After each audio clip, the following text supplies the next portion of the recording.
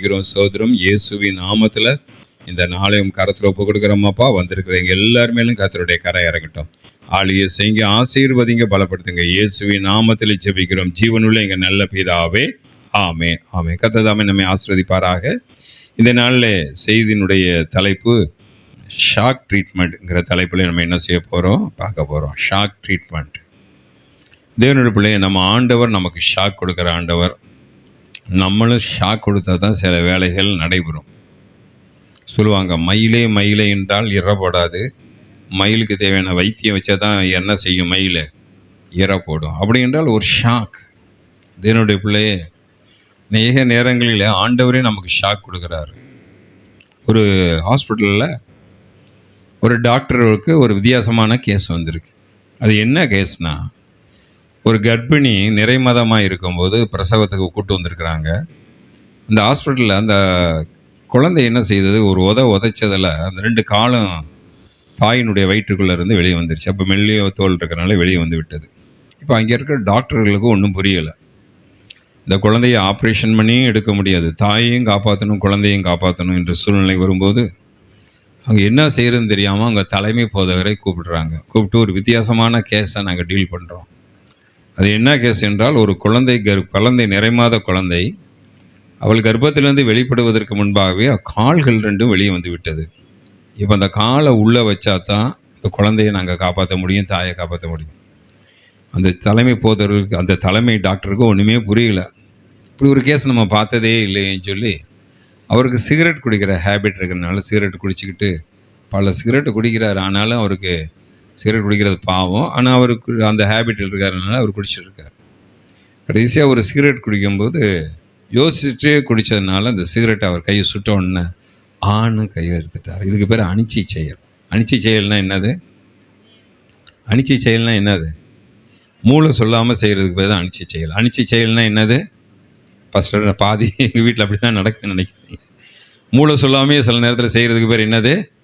மூளையினுடைய உத்தரவுக்கு காத்திருந்தால் சில நேரத்தில் ஷாக்கில் கரண்டில் கை வச்சிட்டாச்சு, ஷாக் அடிக்குது. அவங்க மூளையினுடைய உத்தரவுக்காக நீங்கள் காத்திருக்க மாட்டீங்க, உடனே கை எடுப்பீங்க. இதுக்கு பேர் என்ன செயல்? அனிச்சை செயல். அந்த அனிச்சை செயல் மாதிரி இவர் கையை உடனே எடுத்த உடனே அப்போ தான் அவரோட ப்ரெசன்ஸ் ஆஃப் மைண்டில் இருக்குது. இந்த குழந்தையினுடைய காலை எடுக்க வேண்டும் என்றால் திருப்பி அவர் இன்னொரு சிகரெட்டை பற்ற வச்சு அந்த நெருப்பு இருக்குது பார்த்தீங்களா, அது 2யும் அந்த உள்ளங்களில் லேசாக என்ன செய்கிறாரு, டச் பண்ணுறார். லேசாக என்ன செய்கிறாரு, டச் பண்ணுறார். டச் பண்ண உடனே அந்த குழந்தை கால் 2யும் உள்ளே எடுத்துருது. எடுத்தோடனே தையல் போட்டு மற்ற வேலையை அந்த டாக்டர்ஸ் பார்த்துறாங்க. அதான் ஒரு ஆச்சரியமான கேஸை ஒரு சிம்பிளாக ஒரு ஷாக் ட்ரீட்மெண்ட்டில் முடிச்சிட்டாரு. சில நேரங்களில் நம்ம குடும்பங்களில் எத்தனையோ பேருக்கு ரட்சிப்பை சொல்லியிருப்போம், அவங்க இன்னும் ரட்சிக்கப்படலைன்னா ஒரு சின்ன ஷாக் ட்ரீட்மெண்ட் என்ன கொடுக்குறாரு, ஆண்டவர் கொடுக்குறார். நம்மளும் தல சமயத்தில் ஷாக் ட்ரீட்மெண்ட் கொடுக்க வேண்டியது அவசியமாக இருக்கிறது. முதலாவது ஆன்சரிங் ப்ரேயர். நம்ம ஜெபத்தை பண்ணுறதெல்லாம் ஆண்டவர் நமக்கு எப்படி ஷாக் ட்ரீட்மெண்ட் கொடுக்குறாருன்னு பார்க்க போகிறோம். அப்போஸ்தலர் 12வது அதிகாரம் 5லேருந்து 16 வரைக்கும் வாசிக்க போகிறோம். அப்போஸ்தலர் 12வது அதிகாரம், அப்போஸ்தலர் 12 5லேருந்து 16 வரைக்கும் வாசிக்கும்போது அங்கு பேதுருனுடைய சிறைச்சாலையினுடைய அனுபவத்தை குறித்து நாம் என்ன செய்கின்றோம் பார்க்கிறோம். பேதுரு சிறைச்சாலையில் இங்கே வாசிக்கிறோம். அப்படி பேதுரு சிறைச்சாலையிலே காக்கப்பட்டிருக்கள், சபையார் அவனுக்காக தேவனை நோக்கி ஊக்கத்தோடு ஜெபம் பண்ணினார்கள். ஒரு பாஸ்டர் எனக்கு ஃபோன் பண்ணி கேட்டார், பாஸ்டர் ஜெபம் கேள்விப்பட்டிருக்கீங்க, அது என்ன ஊக்கத்தோடு ஜெபம் அப்படின்னு கேள்விப்பட்டேன். நான் சொன்னேன், ஊக்கத்தோடு ஜெபம்னா பலத்த ஜெபம். ஊக்கத்தோடு ஜெபம்னா என்னது? பலத்த ஜெபம், அதான் ஊக்கத்தோடு ஜெபம். இங்கே வாசிக்கிறோம், முதல்ல யாக்கோபு இழந்து போயிட்டாங்க. யாக்கோபு இழந்து போனோன்னு ரொம்ப வேதனையில் அந்த ஜனங்கள் இருக்காங்க.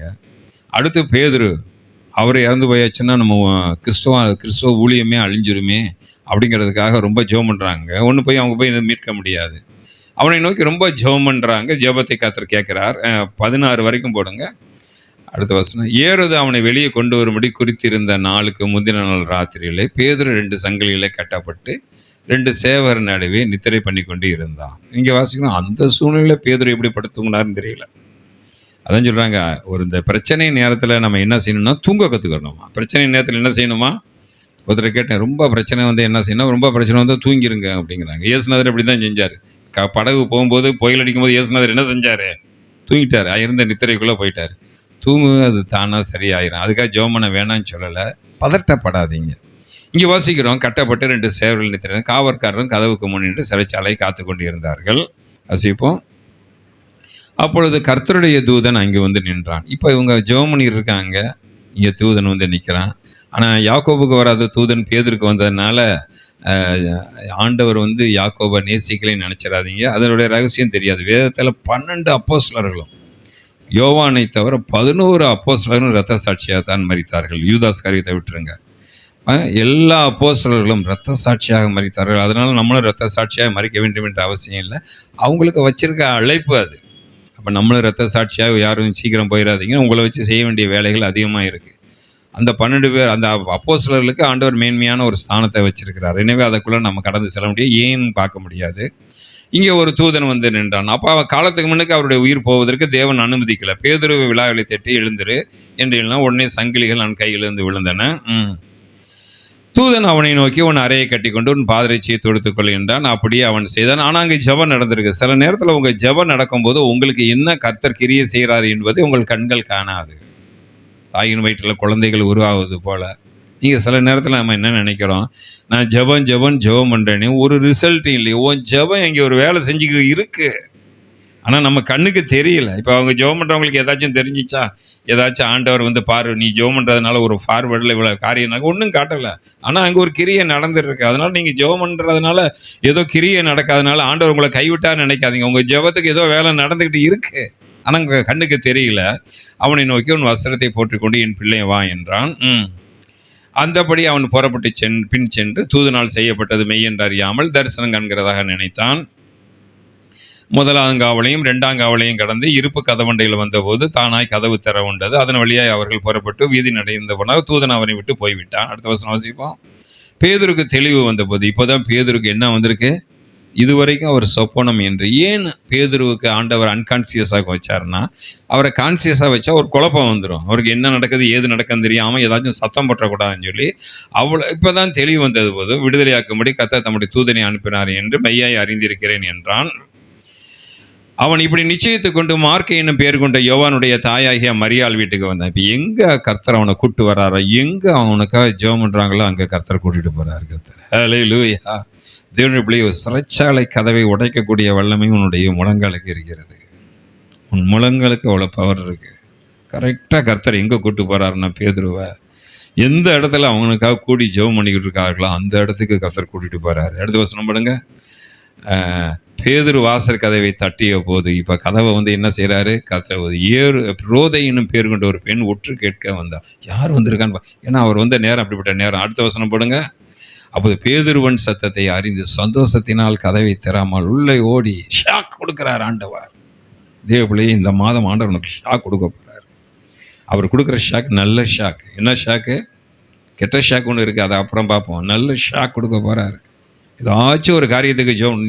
இப்போ எந்த விசுவாசத்தில் நம்ம ஜெபம் பண்ணியிருப்போம்னா, இது எங்கே நடக்க போகுது, சும்மா ஒரு அப்ளிகேஷன் போட்டு வைப்போமே அப்படிங்கிற காரியத்தை நீ போட்டு வச்சுருந்துருப்ப. இல்லாட்டி உனக்கு ஒரு டார்கெட் வச்சுருப்ப.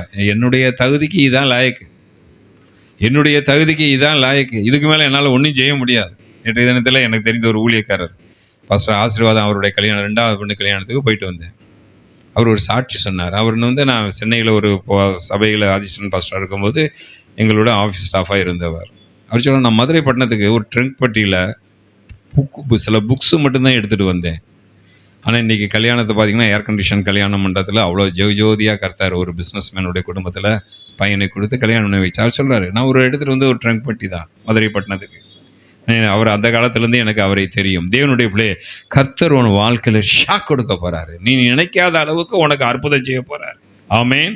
நீ நினைக்காத அளவுக்கு உனக்கு ஷாக் கொடுக்க போறாரு. இந்த இடத்துல ஷாக் கொடுத்தாரு. என்ன ஷாக் கொடுத்தாரு என்றால், கதவை திறமா வெளியே கதவை திறந்து பார்த்தா பேதுரு நிற்கிறாரு. ஆனால் இவங்கனால அக்செப்ட் பண்ண முடியல. ஏன் அக்செப்ட் முடியல? எப்படி பேதுரு ரிலீஸ் ஆவார்? ஒரு ஆர்டர் இல்லை, அதுக்கு தகுதி இல்லை. இவங்க யாக்கோபு மரித்த மாதிரி ஒருவேளை பேதுரு மரிச்சிடுவா என்று நினைக்கும் போது தேவன் அற்புதமாய் பேதுருவை வெளியே கொண்டு வந்ததை போல ஆண்டவர் உங்களுக்கு எனக்கும் நீ பண்ண ஜெபத்துக்கு ஒரு நன்மையான ஷாக்கை கட்டளையிட போறார். அவங்க அதாவது ஊக்கத்தோடு ஜெபம் பண்ணாங்க, ஆனால் விசுவாசத்தோடு ஜெபம் பண்ணாங்களான்னு தெரியல. இவன் வந்து சொல்றா, என்ன சொல்றான்னா, கதவை திறவாமல் உள்ள ஓடி. ஏன்? சந்தோஷத்தினால் கதவை திறவாமல். இவ கதவை திறந்திருக்கலாம், சந்தோஷத்தினால் கதவை திறமால் ஓடி பேதுரு வாசல் முன்னே நிற்கிறாய் என்று அறிவித்தால். அடுத்த வசனம் போடுவோம். அதற்கு அவர்கள் நீ பிதற்றுகிறாய் என்றார்கள். அப்போ அவங்க ஜெபத்தில் என்ன இல்லை? உன் ஜெபத்தில் விசுவாசம் இல்லாட்டினாலும் ஆண்டவர் உங்கள் ஜெபத்துக்கு பதிலை கொடுக்கிறார். அதனால விசுவாசம் இல்லாமல் ஜெபம் பண்ணிடாதீங்க தேவ பிள்ளை. அவங்களுக்குள்ளேயே நம்பிக்கை கிடையாது. இதே நிலைமையில இன்னைக்கு நீங்கள் நான் இருக்கோம். என்ன நம்பிக்கை இருக்கிறன்னா, பிதற்றுகிறாய். என்ன செய்கிறாய்? பிதற்றுகிறாய் என்று நீ சொல்லி கொண்டிருக்கலாம். ஆண்ட சொல்றார், நீ பிதற்றுகிறாய் என்று சொன்னாலும் நான் செய்ய வேண்டிய வேலையே செய்வேன். உனக்கு ஒரு ஷாக் என்ன கொடுக்குறாரு? ஷாக். சில சமயத்தில் குழந்தை தாயின் வயிற்றுலேருந்து பிறந்த உடனே குழந்தை கத்தனா தான் அது பூமிக்குரிய ஆக்சிஜன் காற்ற சுவாசிக்க முடியும். அதனால நர்ஸ் என்ன செய்வா? ஒரு ரட்டி கொடுக்கறக்குள்ள பிள்ளை கத்தன உடனே தான் வரும். அப்போ அந்த குழந்தைய பிறந்த குழந்தைய இல்லையா, இதை கொஞ்சம் தடவி கொடுப்போம். தடவி கொடுத்தோன்னா என்றைக்கும் அது மூச்சு வாங்க போகுது. இந்த குழந்தை இறந்து போய்விடும். அன்னைக்கு கொடுக்குற ஒரு ஷாக் தான். ஒரு அடிப்பா நர்ஸு. அது நீங்களான்னு பார்த்தா, பெத்த பிள்ளை இப்படி அடிக்கிறீங்க, குழந்தை பச்சை மண்ணை இல்லை, அப்படி அடித்தா தான் அது வேலை செய்யும். தேவ பிள்ளை, ஆண்டவர் உனக்கு எனக்கு நன்மை கொடுக்கக்கூடிய ஒரு ஷாக்கை கொடுக்க போறாரு. அந்த அளவுக்கு ஆண்டவர் உன் ஜெபத்துக்கு பதிலை தர போகிறார். அது நீ பிதற்றுகிறாய். இது நடக்காது. இது எப்படி நடக்கும்? அவன் சிறைச்சாலைக்குள்ளே இருக்கான். யாக்கோபுக்கு நிலைமை இப்படி ஆயிடுச்சு, அப்போ இவருக்கு நிலைமை இப்படி இருக்கணும். இது நடக்காது. நீ எதோ நடக்காதுன்னு சொல்றியா, அதை நடக்க வச்ச ஆண்டவர் ஷாக் கொடுக்க போறாரு. நீ எதிர்பார்க்கிற உன்னுடைய கால்குலேஷனுக்கு மேலே ஆண்டவர் அதிசயம் செய்ய போறாரு. இந்த இடத்துல வாசிக்கிறோம், நீ பிதற்றுகிறா. இதெல்லாம் நடக்கிற காரியமா? அப்புறம் எதுக்கு ஜெபம் பண்ணீங்க? எதுக்கு ஜெபம் பண்ணாங்க தெரியல. நான் நினைக்கிறேன் எதுக்கு ஜெபம் பண்ணாங்க தெரியல. யாக்கோபுக்கு பிரச்சனை வந்துருச்சு, பேதுருக்கு பிரச்சனை வந்துருச்சு, அடுத்து நமக்கு பிரச்சனை வந்துருமோ அப்படிங்கிற ஒரு நினைப்பு கூட என்ன செஞ்சிருக்கலாம். என்ன நோக்கத்தில் ஜெபம் பண்ணாங்களோ தெரியலங்க. உன் நோக்கம் என்னவா இருந்தாலும் என் தேவன் உன்னை ஆசீர்வதிக்கிறதற்கு ஆர்வம் உள்ள தேவனாக இருக்கிறார். ஹல்லேலூயா. இங்க வாசிக்கிறோம், உறுதியா அவ சொல்றா, இல்லையா பேதுராய வந்து நிக்கிறோம், உறுதியா சாதித்தாள். அப்பொழுது அவர்கள், நீ சொன்னது ரைட்டா, ஒருவேளை இது அவனுடைய தூதனா கூட இருக்கலாமா, அப்படி அளவு கூட நினைக்கிறாங்களே ஒழிய பேதுருவாய் அக்செப்ட் பண்ணவில்லை. அடுத்த வசனம் போடுங்க. பேதுரு பின்னும் தட்டி கொண்டிருந்தான். அவர்கள் திறந்த போது அவனை கண்டு பிரமித்தார்கள். பிரமித்தார்கள்னா ஷாக் அடிச்சிச்சு அவங்களுக்கு. யாரு? பேதுரு தானா? நீ தான் வந்திருக்கியா?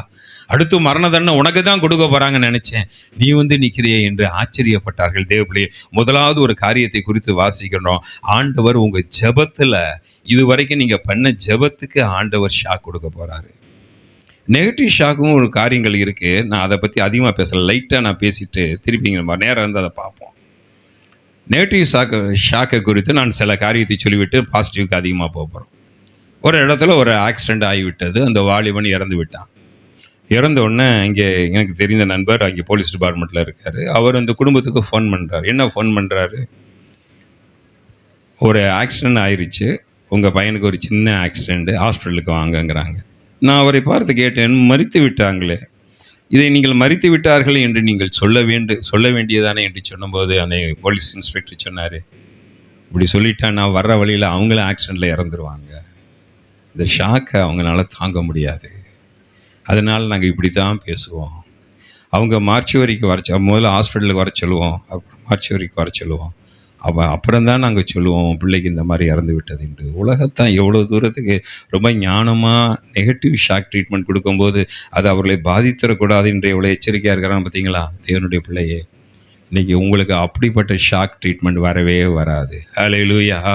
அப்படிப்பட்ட ஷாக் ட்ரீட்மெண்ட் உங்களுக்கு வரவே வராது. நீங்கள் வேதத்தில் 1 சாமுவேல் 4வது அதிகாரம் 10-18 நெகட்டிவ் ஷாக் லைட்டாக அதை பார்த்துட்டு இங்கே போயிடுவோம். ஏன்னா நெகட்டிவ் சைடில் உள்ள ஷாக் ட்ரீட்மெண்ட் தெரிஞ்சால் தான் உங்களுக்கு பாசிட்டிவ் ஷாக் ட்ரீட்மெண்ட் தெரியும்.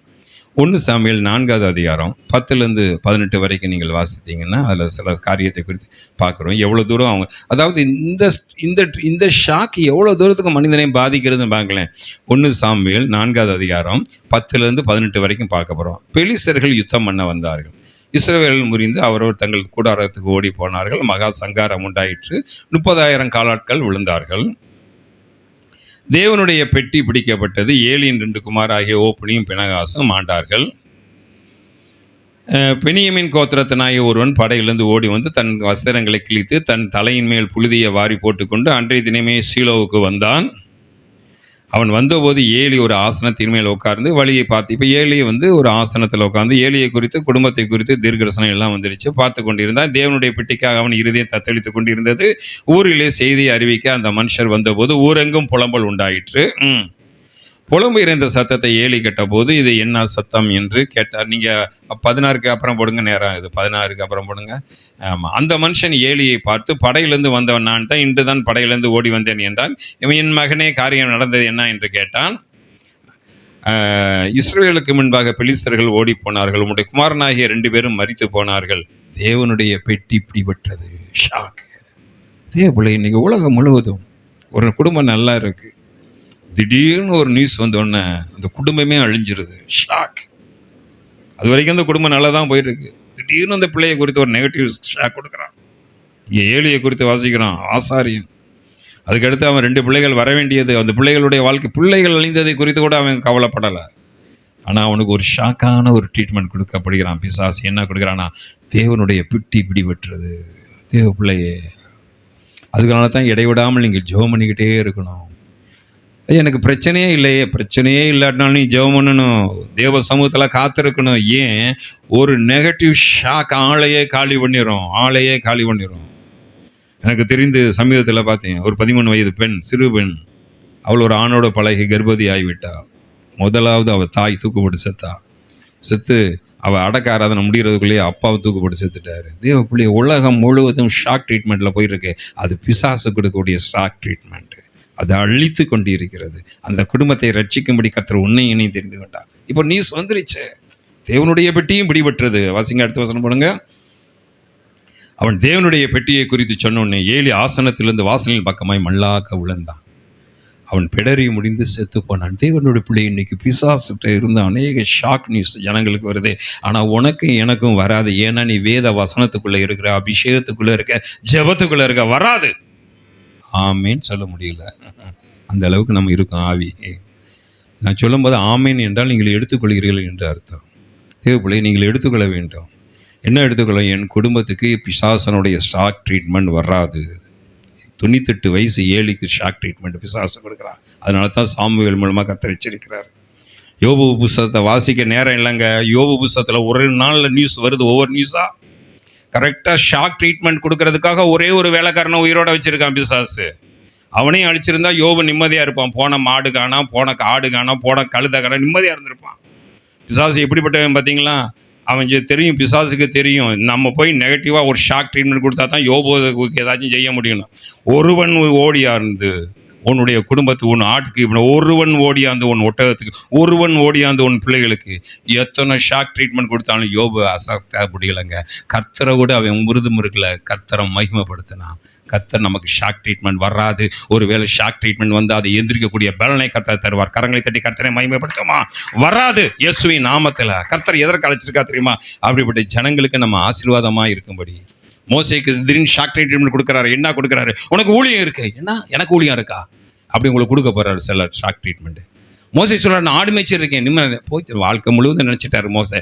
40 வருஷம் அங்கே இருந்தோம், இங்கே 40 வருஷம் இங்கே இருக்கோம், சாகிற வரைக்கும் நம்ம இடத்தை தான் மேய்க்க போகிறோம், மாமனார் ஆட்டை தான் மேய்க்க போகிறோம். இங்கே திடீர்னு ஆண்டவர் வர்றாரு, வந்து மோசையை பார்த்து, எங்கே போகிற? உன் பார்வனை பார்க்க. அதுவே அவனோட கிரிமினல் அஃபென்ஸ்னா, நீ தேடி இருக்கான் கொலை செய்யறதுக்கு, அவனை போய் நீ பார்க்க போற.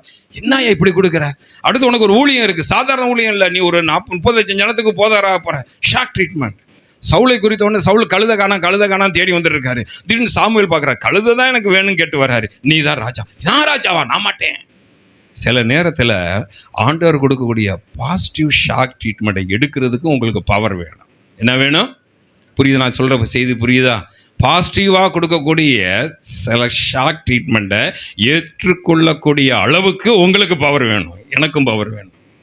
சிவகங்கையில் நடந்த அந்த சம்பவத்தை அடிக்கடி சொன்ன சம்பவத்தை சொல்கிறேன். சிவகங்கையில் அப்போ நான் சொல்கிறதுக்கு கிட்டத்தட்ட 25-30 வருஷத்துக்கு முன்னாடி நடந்த சம்பவம். ஒரு பிச்சைக்காரன் வாங்கின ஒரு லாட்ரி சீட்டு, அந்த லாட்ரி சீட்டுக்கு 1 லட்ச ரூபா விழுந்திருக்கிறது.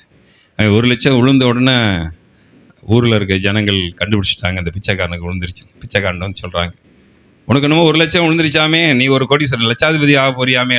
அவன் நம்பவே இல்லை. ஏன்னா அவனுக்கு தெரியும், நான் பிச்சைக்காரன் சாகிற வரைக்கும் பிச்சைக்காரனில் தான் இருப்பேன். கடைசியில் சொன்ன பிறகு அவனுக்கு எழுத படிக்க கூட தெரியாது. எந்த இடத்துல லாட்ரி சீட்டு வாங்கினானோ அந்த இடத்துல கொண்டு போய் கொடுக்குறான். கொடுத்து கேட்குறான், ஐயா எல்லாரும் இடமும் எனக்கு லாட்ரியில் பணம் விழுந்துருச்சுன்னு கிண்டல் பண்ணுறாங்க, நீ ஏதாச்சும் பார்த்து ஏதாச்சும் ஒரு 100-200 விழுந்திருக்கான் பார்த்துட்டான். முதல் பரிசே உனக்கு தான் விழுந்திருக்க, லட்சம் விழுந்திருக்கான்னு கேட்டோன்னா ஆள் ஹார்ட் அட்டாக்ல விட்டு. தேவபிள்ளையே, நல்ல செய்தியை கேட்கறதுக்கு இப்போயே உங்களை திடப்படுத்தி கொள்ளுங்கள். அதுக்கும் ஆமேன் கிடையாது. நம்ம அப்படி பழகிட்டோமா ஒரு வேளை? ஹல்லேலூயா, ஹல்லேலூயா. தேவ பிள்ளையை எடுத்துக்கொள்ளுங்கள். ஆசீர்வாதத்தை தூக்கி போடும்போது நீங்கள் என்ன செய்யணும்? ஒரு 10 பவுன் ஒரு பிஸ்கட், தங்க பிஸ்கட்டை தூக்கி போட்டால் என்ன செய்யணும்? போய் எடுக்கிறதுல கூச்சப்படாமல் எடுக்கிறது தப்பு கிடையாது. யார் பிடிக்கிறீங்களோ அவங்களுக்கு உண்டுன்னா என்ன செய்வோம்? நம்ம வெக்கப்படுறேன் பாஸ்டர், எனக்கு வெக்கமாக இருக்குது. சில சமயத்தில் கல்யாண வீட்டில் சாப்பிடும்போது எக்ஸ்ட்ரா பிரியாணி போடுற கேட்கறது கூட நமக்கு வெக்கமாக இருக்குது. அப்படி வளர்ந்துட்டோம். தேவப்பிள்ளையை கர்த்தரும் கூட இருக்கிறார். நான் சொல்கிறது எல்லாத்தையும் நீங்கள் பிடிச்சிங்க. சரி, இப்போ நம்ம பாசிட்டிவ் சைடு எது எதுலன்னா ஆண்டவர் கொடுக்குறான்னு பார்க்க போகிறோம். முதலாவது, உன் ஜெபத்தில் எதில் கொடுக்குறாரு ஆண்டவர்? உன் ஜெபம். நீ எத்தனையோ ஜெபம் பண்ணியிருப்ப. சகரியாவே ஜெபம் பண்ணார். ஜெபம் பண்ணி திடீர்னு ஒரு தேவதூதன் வர ஷாக்கு தாங்க முடியல. இது மரியாளும் தாங்க முடியல. இது தேவப்பிள்ளையே, முதலாவது ஆண்டவர் உன் ஜெபத்துக்கு ஷாக் ட்ரீட்மெண்ட் கொடுக்க போகின்றார். ரெண்டாவது ஒரு காரியத்தை குறித்து வாசிக்கிறோம். 2 ராஜாக்கள் 7வது அதிகாரம் 1வது வசனம் 2வது வசனம் வாசிப்போமா? 2 ராஜாக்கள் 7வது அதிகாரம் 1வது வசனம் 2வது வசனம். அப்பொழுது எலிசா, கர்த்தருடைய வார்த்தையை கேளுங்கள். நாளையின் நேரத்திலே சமாரியாவிலே வாசலில் 1 மரக்கால் கோதுமை 1 சேக்கலுக்கும் 2 விற்கப்படும் என்று கர்த்தர் சொல்கிறார் என்றான். அப்பொழுது ராஜாவுக்கு கையிலாக கொடுக்கிற பிரதானி ஒருவன், வானத்தின் மதகளை திறந்தாலும் வானத்தின் மதகளை உண்டாக்கினாலும் இப்படி நடக்குமா என்றான். உன் கண்களிலே காண்பாய், அதை காண்பாய், ஆகிலும் சாப்பிட மாட்டேன். இது எந்த சம்பவம்னா, இதுக்கு நீங்கள் பேக்ரவுண்டுக்கு போகணும். எங்கே பேக்ரவுண்ட் போகணும்? 2 ராஜாக்கள் 6வது அதிகாரம் 24லேருந்து 34 வரைக்கும் வாசிக்க போகிறேன். 2 ராஜாக்கள் 6வது அதிகாரம் 24லேருந்து வாசிக்கிறேன். 2 ராஜாக்கள் 6:24. சீரியா ராஜா ஆகிய பெனத்தான் தன் இராணுவத்தை எல்லாம் கூட்டிக் கொண்டு வந்து சமாரியாக முடியும். இதுக்கு பிரச்சனைக்கு காரணம் எலிசா. இந்த பிரச்சனை காரணம் யார்? எலிசா. எலிசா என்ன செய்தார் என்றால், அவரை பிடிப்பதற்கு ஒரு சீரியாவினுடைய இராணுவம் வருகிறது. அவர்களை கொலை செய்யாமலே அவர்களை அனுப்பிவிட்டார். காரணம், அவங்க கண்களை திறந்து அக்னி ரதத்தை காட்டி நல்ல ஆகாரத்தை போட்டு அனுப்பிட்டார். அது வரைக்கும் சீரியா ராஜாவுக்கு எலிசா ஆண்டவனே ஆண்டவனே தான் சொல்கிறார். அது வரைக்கும் சீரியா ராஜாவுக்கு எலிசா என்னவா காணப்பட்டார்? ஆண்டவனே ஆண்டவன். நீங்கள் பார்த்தீங்கன்னா தெரியும். கூட்டி கொண்டு சமாரியாவை முற்றுகை போட்டான். வாசிப்போம் அடுத்த வசனம். அதனால் சமாரியாவில் கொடிய பஞ்சம் உண்டாயிற்று. ஒரு கழுதை தலை 80 வெள்ளிக்காசுக்கும் புறாக்களுக்கு போடுகிற கார்படி பயிர் 5 வெள்ளிக்காசுக்கும் விற்கப்படும் என்று அதை முற்றுகைப்படும். இப்போ எப்படிப்பட்ட கொடிய பஞ்சம்னா, ஒரு கழுத தலை வெள்ளிக்காசுக்கு, புறாக்கு போடுற கார்படி பயிர் 5 வெள்ளிக்காசுக்கு விற்கப்படும் மட்டும் அதை முற்றுகைப்படும். அவன் போடுற முற்றுகையில் பஞ்சம் அதிகம். அடுத்த வசனம் போடுங்க. அடுத்த வசனம். இஸ்ரேல் ராஜா அலங்கத்தின் மேல் நடந்து போயில் ஒரு ஸ்திரீ அவனை பார்த்து கூப்பிட்டு, ராஜாவே, என் ஆண்டவனை என்னை ரட்சிக்கும் என்றால். அடுத்த வசனம். அதற்கு அவன், கர்த்தர் உன்னை ரட்சிக்காது இருந்தால் நான் எதிலிருந்து உன்னை ரட்சிக்கலாம்? களஞ்சியத்திலிருந்து ஆலயத்தில் என்று சொல்லி ராஜா பின்னையும் அவளை பார்த்து, உனக்கு என்ன வேண்டும் என்றான். ஸ்ரீனிகோ, உன் மகனைத்தான், அவனை இன்று தின்போம், நாளைக்கு என் மகனை தின்போம் என்றார்கள். அடுத்த வருஷம் 32 வரைக்கும். அப்படியே என் மகனை ஆக்கி தின்றோம். எப்படிப்பட்ட கஞ்சத்தை வேதனையான ஒரு சிச்சுவேஷனில் ஆண்டவர் எப்படிப்பட்ட ஷாக். நமக்கு சூழ்நிலை நல்லா இருந்தால் இந்த மாதிரி தீர்க்கதரிசனம் சொல்லலாங்க. சூழ்நிலை நல்ல, அதாவது ஆண்டவர் உங்களுக்கு ஷாக் கொடுக்கறது வேற, நீங்கள் ஷாக் கொடுக்கணும். இன்னைக்கு அதான் பாயிண்ட்டுக்கு வரேன். இப்போ அபிஷேகத்துக்காக ஜெபம் பண்ணுறதுக்கு 10 பேர் வருவாங்க. நான் கையை வச்சு ஜெபம் பண்ணும்போது வல்லமை இறங்கி பொத்துன்னு விடுவாங்க. சில பேர் மேலே கையை வச்சாலும் ஒன்றும் நடக்காது. நான் என்ன ஜெபம் பண்ணாலும் நடக்காது. அவங்க பாரு, நீ நானும் உட்காந்து முழங்கால் போடுவான். அப்போ எப்படி தெரியுமா கர்த்தர் அவனை தொடுவார்? அவனுடைய வாழ்க்கையில் அந்தரங்கத்தில் ஒரு வெளிப்பாடு தொட்டு ஒரு ஷாக்கு கொடுத்த உடனே மதிங்க அபிஷேகம் இறங்கிறார். ஹல்லேலூயா. நாத்தான் வேலை பிலிப்பை கூட்டுவார். பிலிப்பு நாத்தான் வேலை கூட்டு வர்றார். கூட்டு வந்தால் நாத்தான் வேலுக்கு இயேசுநாதன் மேலே நம்பிக்கையே இல்லை. என்னடா, இந்த ஊர்லேருந்து தானே வரணும், நாசரேத்துலேருந்து வந்திருக்காரே இவர், இந்த ஊர்லேருந்து இல்லை வரணும், அப்படி இப்படின்னு சொல்லி பெத்லகேம்லேருந்துலாம் வரணும். 1000 கொஸ்டினோட வராரு. கொஸ்டினோட அறிமுகப்படுத்துகிறார். இவர் தான் ஐயா இங்கே உன் கேளுக்குன்னா பதில் சொல்ல முடியாது. இயேசுநாதர், இவர் தான் இயேசுநாதர். உன் தியாலஜி ஃபுல்லாக கேளு. நீ நாசரேத்துலேருந்து எப்படி அற்புதம் செய்யலாம், பெத்லகேம் தானே, இதெல்லாம் அவர்கிட்ட போய் கேளுங்க. அவன் எல்லா கேள்வியோட தான் வரான். இயேசுநாதர்கிட்ட நிற்கிறான். இயேசுநாதர்கிட்ட ரெடி ஆகிறதுக்கா ரெடி ஆகிறதுக்கு முன்னாடி இயேசுநாதர் சொல்கிறாரு, உத்தம கபடற்ற இஸ்ரவேலனே. நான் உத்தம கபடற்ற உனக்கு எப்படி தெரியும்? 2 பேரும் இந்த அத்தி மரத்துக்கிட்ட பேசியிருந்தீங்கல்ல, நான் அங்கே பேசுனா உனக்கு எப்படியே தெரியும்? விழுந்துட்டான் காரவன். இதான் கரங்களை தட்டி கர்த்தரை நீ ஷாக் கொடுக்குறவனா இருக்கணும். நல்ல ஷாக்கு, கெட்ட ஷாக் இல்லை. அந்த காலத்தில் நாங்கள் பாட்டி ஒருத்தங்க இருப்பாங்க. நாங்கள் கிராமத்தில் இருக்கும்போது ஒரு டெலகிராம் எடுத்துகிட்டு ஒருத்தன் ஓடியாருவான். ஐயா, இந்த பேரை சொல்லி உங்களுக்கு டெலகிராம் தந்தி வந்திருக்கணும். எங்கள் பாட்டி அச்சோ டெலகிராம் என்னையா போயிட்டா போன உங்களுக்கு எப்படிங்க தெரியும்? டெலகிராமை பார்த்தாலே சில பேர் நடுங்கிற காலங்கள் உண்டு. அதில் கடைசியில் பார்த்தா விஷ் யூ ஹாப்பி பர்த்டேன்னு வந்திருக்கும். தேவ பிள்ளையே, இன்னைக்கு ஆண்டவர் உனக்கு எனக்கு சொல்கிறாரு, எந்த அளவுக்கு உங்களுக்கு அபிஷேகம் சில ஸ்டாக் ட்ரீட்மெண்ட் நீ கொடுக்காம ரட்சிக்கப்பட மாட்டான். ஓப்பனாக சொல்கிறேன். அநேக நேரங்களில் நான் கர்த்தருடைய கிருபையின் மகிமைக்காக சொல்கிறேன். சில அந்தரங்க இன்னும் அதில் வளரணும், அவ்வளோ வளரல. ஒரு அளவுக்கு அந்த கொடுத்தோன்னா ஷாக் ஆக்கி வைக்கணும். அது அவிசுவாசிகளை விசுவாசிக்கே இப்போ ஷாக் ஆக்க வேண்டியதாக இருக்குது. அப்போ தான் நீ சொல்கிறது கர்த்தருடைய மனுஷன் அந்த அந்த தீர்க்கதரிசனத்தை கேட்ட உடனே நம்ம வீட்டுக்கு வந்து வர அந்த மனுஷன் பரிசுத்தவான் ரொம்ப நேரம் கழிச்சு சொல்கிறாவ. நீ ஷாக்கு கொடுக்காத வரைக்கும் உன்னை ஆண்டவருடைய பிள்ளையாக ஏற்றுக்கிற மாட்டாங்க, உன்னை ஊழியக்காரனை அங்கீகரிக்க மாட்டாங்க. இந்த இடத்துல எந்த சிச்சுவேஷனில் அவர் இந்த ஷாக்கை கொடுக்குறாருன்னா, நான் ஆண்டவர் ஷாக் கொடுக்குறாருன்னு சொல்லல, அதுக்கு அடுத்த ஸ்டேஜ் நான் ஷாக் கொடுக்கக்கூடியவர்களாக நம்ம வந்து ஒரு நம்ம உடம்புலேயே ஒரு மேக்னெட் இருக்குது தெரியுமா உங்களுக்கு? ஒரு 3 அடிக்கு மேக்னெட் இருக்குது.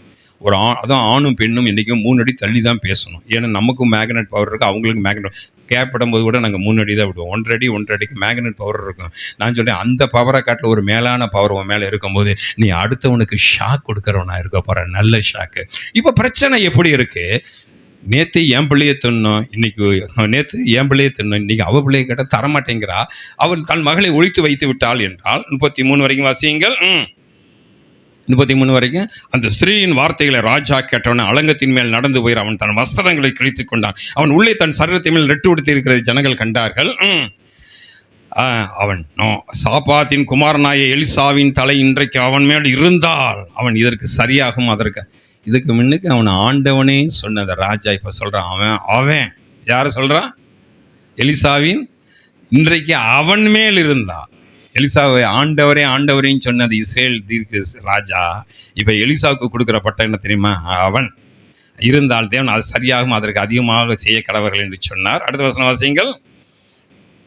எலிசா தன் வீட்டில் உட்கார்ந்திருந்த தன் ஆள் அனுப்பி அவன் 2 ராஜாக்கள் 6:33 போடுங்க. 33 அவர்கள் இப்படி அதுக்கு வேண்டிய என்ன ராஜா சொல்ல. இப்போ இந்த பிரச்சனை அதிகமாகிறது. நீங்கள் 2 ராஜாக்கள் 6வது அதிகாரம் 21-23 போடுவோம். 21-23 2 ராஜாக்கள் 6, 21, 22, 23. இஸ்ரேல் ராஜா அவர்களை கண்டபோது எலிசாவை பார்த்து, என் தகப்பனே. என்ன உறவு இருந்துச்சு தெரியுமாங்க எலிசாக்கும் இஸ்ரேல் ராஜாவுக்கும்? அவரோட பிள்ளை மாதிரி நான் வச்சுருக்கேன், எனக்கு அப்பா நீ தான். என் தகப்பனே, நான் அவர்களை வெட்டி போடலாமா என்று எதை கேட்டாலும் எலிசாட்ட உத்தரவு கேட்டு செய்யக்கூடிய அந்த ராஜா இப்போ எலிசாவை பார்த்து சொல்கிறான், அவன் இவன் என்று. அடுத்த வசனம் போடுங்கள்.